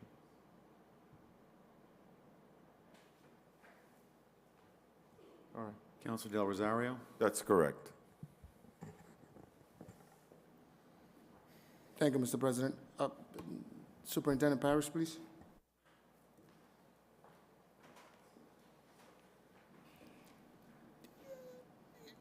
We see in a pattern on when it comes to receive documentation from the Lawrence Public School. So it's a pattern. It's late. And that's why the Adult Learning Center is going through what it's going through. What are we planning to do in the future? So we're not here fighting for money due to the fact that the LPS did not provide a report. And all my colleagues are seeing it. All the report that we asked get here 15 minutes the other day, 24 hours. And I'm assuming, like I said the other day, that this paperwork was requested with time, but it got to the mayor's office late. So what are we going to implement in communication when the administration or the city councilors ask for documentation? Can we make sure, I mean, what are we learning from this? I mean, it's something that needs to be learned, and what are we going to implement? So we're not in this position due to the fact that LPS did not provide reports at the right time. Sure, so as I just agreed, I think that the miscommunication is problematic. I agree with you. And I think that it's good for us to have clarity on timelines as the specifics of those requests. You guys, I mean, LPS also could reply back and say, like my colleague said, we're going to take 3 weeks to do that. Is that okay? And not just be late or be on, I mean, not complete, something that we cannot read. It was late. I mean, again, the paperwork that was asked about the Adult Learning Center, it got here the same day that we had the meeting. It wasn't in on time. Again, we received a report that we've been asking for 3 weeks. We just received it 24 hours, and it's not complete. Again, it's a pattern, and we need to cut that, implement something new, and not put the Adult Learning Center or any other institution in the situation that they are right now.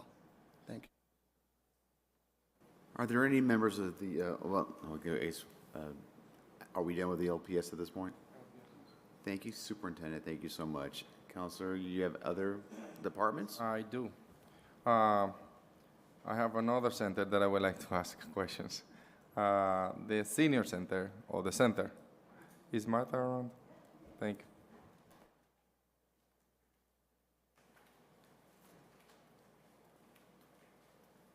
Good evening, counselors. When? I'm fine, thank you. All right, I have a few questions for the senior center, or the center, whatever. Seniors don't like to be called seniors, so when I do outreach, they don't want to be said, I'm not going to that senior center, it's too old. So we took away the senior. All right. We have a difference on that, but that's all right. Okay. I mean, at the end of the day, you're doing a good job. Thank you. Well, the council for the agent, that board is not meeting. Correct. I don't know why, but I would like to hear from you. It's appointed by the mayor's office, and the last appointments through Mayor Rivera, we didn't have quorums, like people called sick or didn't show up to meetings, and I don't have a board right now. Have you have any discussions with, because essentially the council and agent is the one essentially running the senior center. It makes kind of. policies. It will make policies to be able to run the senior center. I believe the mayor's office is working on it. We did report to the city attorney on what boards needed people, and that was one of them. Correct? So do you, that's Mr. correct. Spencer, yeah, I mean, can we get a thought on what's the thought for the mayor on this board? Yes, we can provide an update on the several boards that we're looking at and those that, Martha is correct. We have been looking and working with the city attorney's office, also with the city clerk's office, on all the different boards, and it's taking a little time because we need to find the right individual and those that are basically want to volunteer on these boards. Yes. We can provide you with an update. All right, thank you. I'm interested on that one. I mean, that one is kind of like, we're all going to get there. I want to make agree. sure that we have. I'm very close. We have. I Actually, want to make I sure that we have qualify. a good board at work once I get there, so I can enjoy the good policies they made. Well, essentially, I have another questions in regard to that to the senior center as well. There is the $500 taxed. Work-off program? Yes, Yeah. exactly. So I know that since COVID, we haven't been able to kind of like, get into it and go back to give that tax credit to people and having them work. So are you planning on reactivating that program? Yes, absolutely. At our last department head meeting that we have on Mondays, I actually mentioned that if any departments needed assistance, they can, and I am planning to start it in September. Alex? Well, essentially, that's something that I brought up because people need to know the information. I know that the assessor's office, they have also the 40D and 17D and 40D, right? 17C and 40D? Correct. Veterans and seniors exemptions, correct. Exactly. So essentially, between those three programs, people can take advantage of it and be able to have some relief on the taxes. Absolutely. So the city council, during the tax rate classification hearing, allocates about $580,000 to all the senior exemptions, veterans exemptions, and the senior work-off exemption program. So essentially, we have those two programs working, and then the other one's going to be also reactivated. And we do have a list of people that are interested.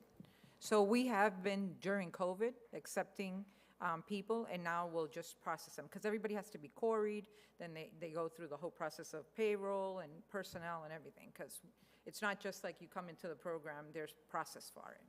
Great. No, I mean, I just wanted to know, like, about that. And I also ask you questions on regard to that, to the summer program for the kids. Can you provide a little bit more information as far as you can provide? I know that it's not quite finished yet, but. Adeli is here, and he could. Sure. Come on up. So basically, the recreation department is, right now, they just finished doing their flyer. It's, I believe, in the mayor's office for Nestor, the director of communications, to go through it and make sure everything's okay, and the mayor has approved it. And in the process of trying to figure out, what kind of trips we're taking and what the cost will be for the buses and so on and so forth. But it will start July 5th and then on August 12th. Yeah, I want to keep it short. I mean, what is the age that you guys are accepting kids, and what is the time that those kids you're gonna have those kids on that program? So the age right now is 6 to 14 years old, and the time is 9:30 to 2:30, like how we had last year. Thank you so much. Thank you. Thank you.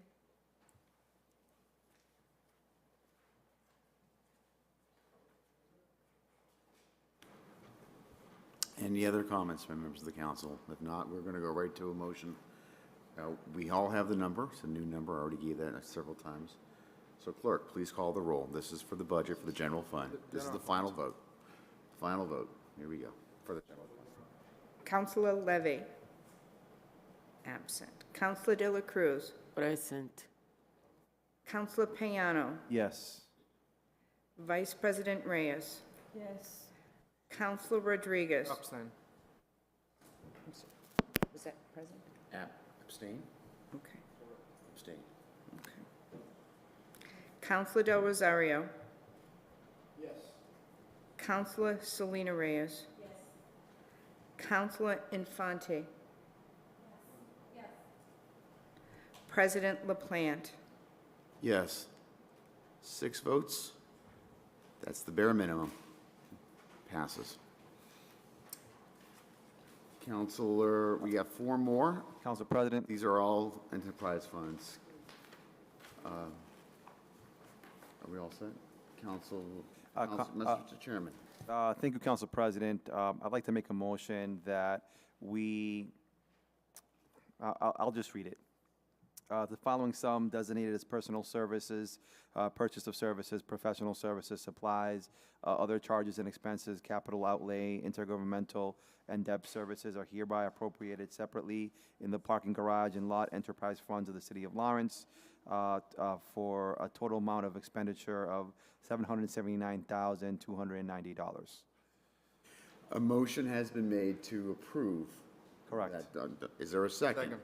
Seconded by Councilor Rodriguez. Discussion? Hearing none. Yes. Councilor Council Dela President. Cruz? Didn't, I think the money was there for the garage before, or do we still owe money to that? Mr. Payano?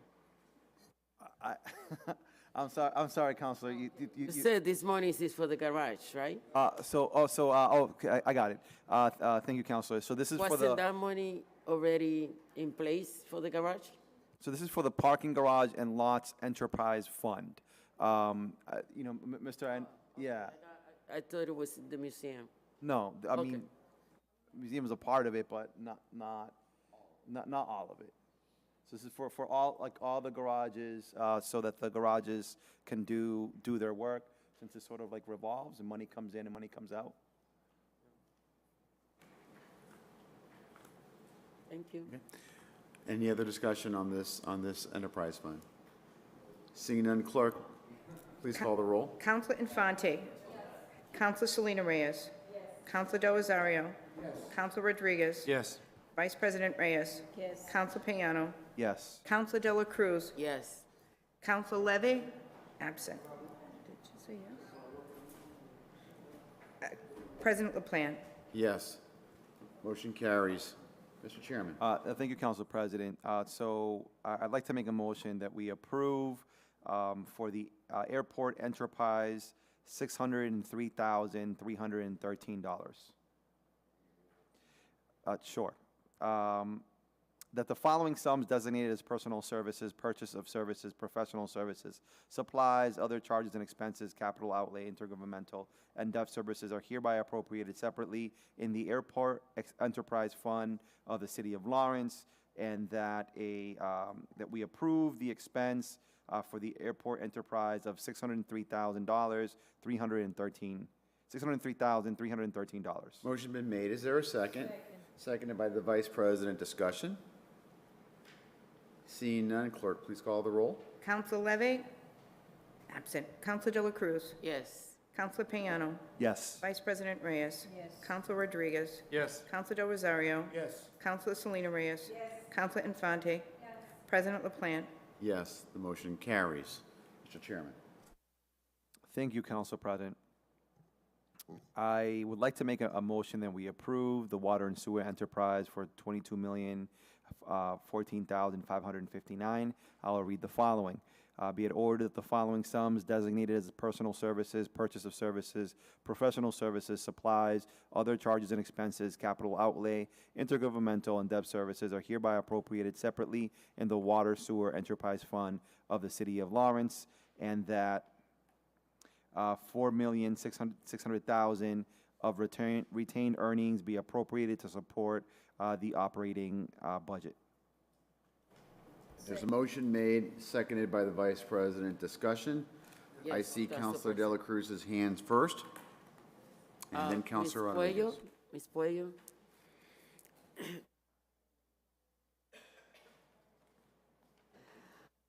You have a list of different sections in the community that they have emergency with the sewer problems. I know people from District 8 that have moved out because water was getting into their house constantly. And Josephine Street has that problem as well. Will that money goes to work on those things that are emergency? Water is coming out and going to people's basement every day. So as we discussed when I came before you for committee, good evening, councilors. I'm sorry. Last time, I would have to understand I would need addresses. Give me specific locations so I can understand the problem, so we can try to find a solution. We do have emergency response. We have operating, crews that can respond internally to all the any emergencies that we have on the water side or sewer side. We also have an on-call contract for an outside contractor to handle any issues that are beyond the means of our operating crews to handle. But, you're talking to me about Josephine Street things, but I need to know specifics of what's going on in order to address those issues. But yes, so all the funding that's included in this budget is to be able to address. I provided photos. And I provided the information. I will do it again, and I will bring it to your office because there is about 3 families that they move out of the area because of the water constantly getting into the house. We'll take a look at what's going on and definitely make sure that we'll address that. Thank you. You're welcome, Councilor Rodriguez. Millie. On page 176, section, subsection, sub-object 5384, medical bills. Yeah. Can you explain a little more on that? I mean, I know that so far this year, we only have spent until April 6th, we only spent $45,000, and we have $100,000 allocated for it. So as Ramona, the comptroller, explained to me, so that line item is used to pay for medical bills with injuries, on the work injuries of our staff. So that varies. So, we have working crews on both on the water and the sewer side, which are at risk to on-the-job injuries. So we keep that funded at that level. And the expenditure has varied in years past. So this year, we're about half. And the year before, it was a little higher, I was told. Thank you so much.